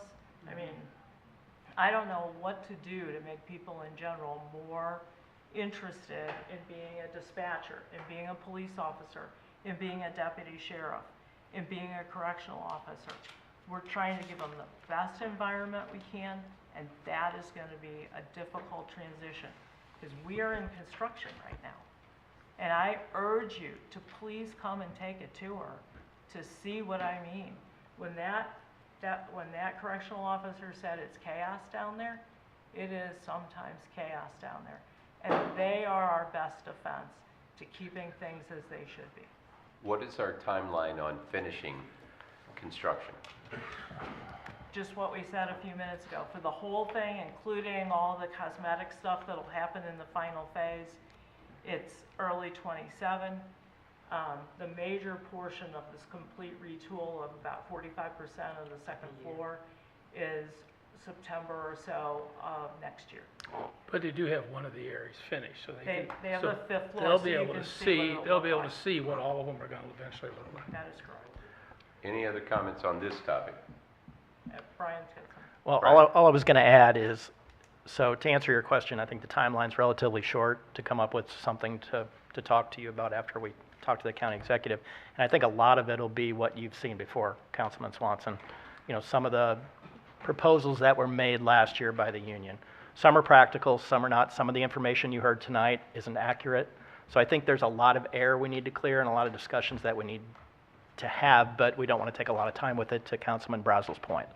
So I'll get on it first thing tomorrow, and we'll move as fast as we can on it. Could we get an update at the next council meeting? I think that's probably fair, yeah. I think, you know, your program here of having us report every month on a different department, we probably ought to have Dan come in next. I think he was just here a couple He was months ago. just here. Yeah, he just. He already did his? Yeah. Oh, okay. Oh, that's the one I missed. Yeah.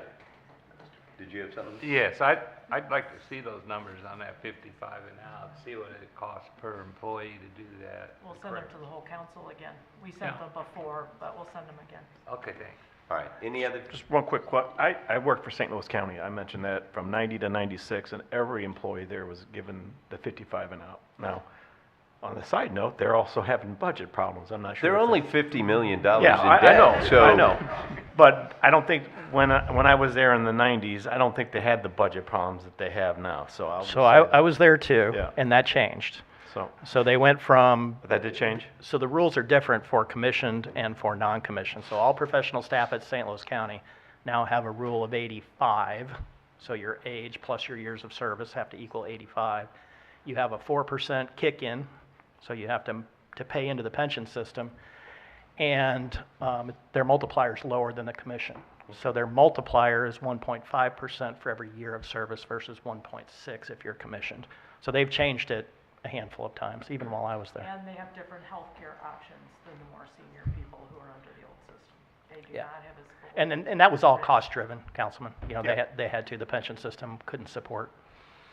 And as I mentioned, they are $50 million. I know, they just weren't in when I debt. was Yeah. People All are right. living longer now, so pensions go on for a long, long time. This is true. All right, The Mr. only County other thing I Executive. was going to mention, Mr. Chairman, was the lady that commented on RECA. I'm not quite sure exactly what her point was. The fact is, we realize that is a program, a federal program, that is going to impact, hopefully, not a lot of people, but probably will impact a lot of people in St. Charles County. And because we realize that, we had Kevin go ahead and do press releases for them, you know, to make sure everybody knew it was out there. But I think this particular lady, although she means well, you know, is like a lot of people we've had in the past, that they think there's government out there and we're all part of the same government. As you all well know, there's municipal and county and state and federal, and this is a federal program. And I asked and was told that there really is no role for the county in this federal program. Now, if the senator or people who voted for it or the people that implement it need some help on it and they call us, we'll certainly consider doing everything we can to help them. But, you know, it was something, you know, I was aware of it was going on, but I didn't really feel that we needed to be there. But we're ready, will, and able if. Well, I know that Director Evers was there, so our health department had representation. So Oh, the okay. county did have someone who was there to hear, so. And we Good. we had two people at a Oh, the previous radiation. meeting. Right. All right, All right. thank you. Anything else? Motion to miss. Hang No, on, I got another- Mr. Baker. Yeah, hang on, Joe. I just want to say that the two gravel public streets that were in my district that I'm aware of that were public, Chickasaw and Placid were done, and the county staff did a great job. I mean, I'm so happy driving down there, seeing what they had and seeing what they have now. So kudos to them. And I don't know if you've driven around my district, but it looks like we invested in orange barrels. So I know people's patience is not infinite, but just please bear with us. It's going to be a nice looking roads in the future. So thanks again to all the people working on it. Yes, sir. One last thing, I have to thank Mr. Baker for his kind thoughts in his blog. Oh, you're welcome. I meant to. All right, with that, Mr. Brazel. Motion dismissed. Second. All those in favor? Aye. Thank you all.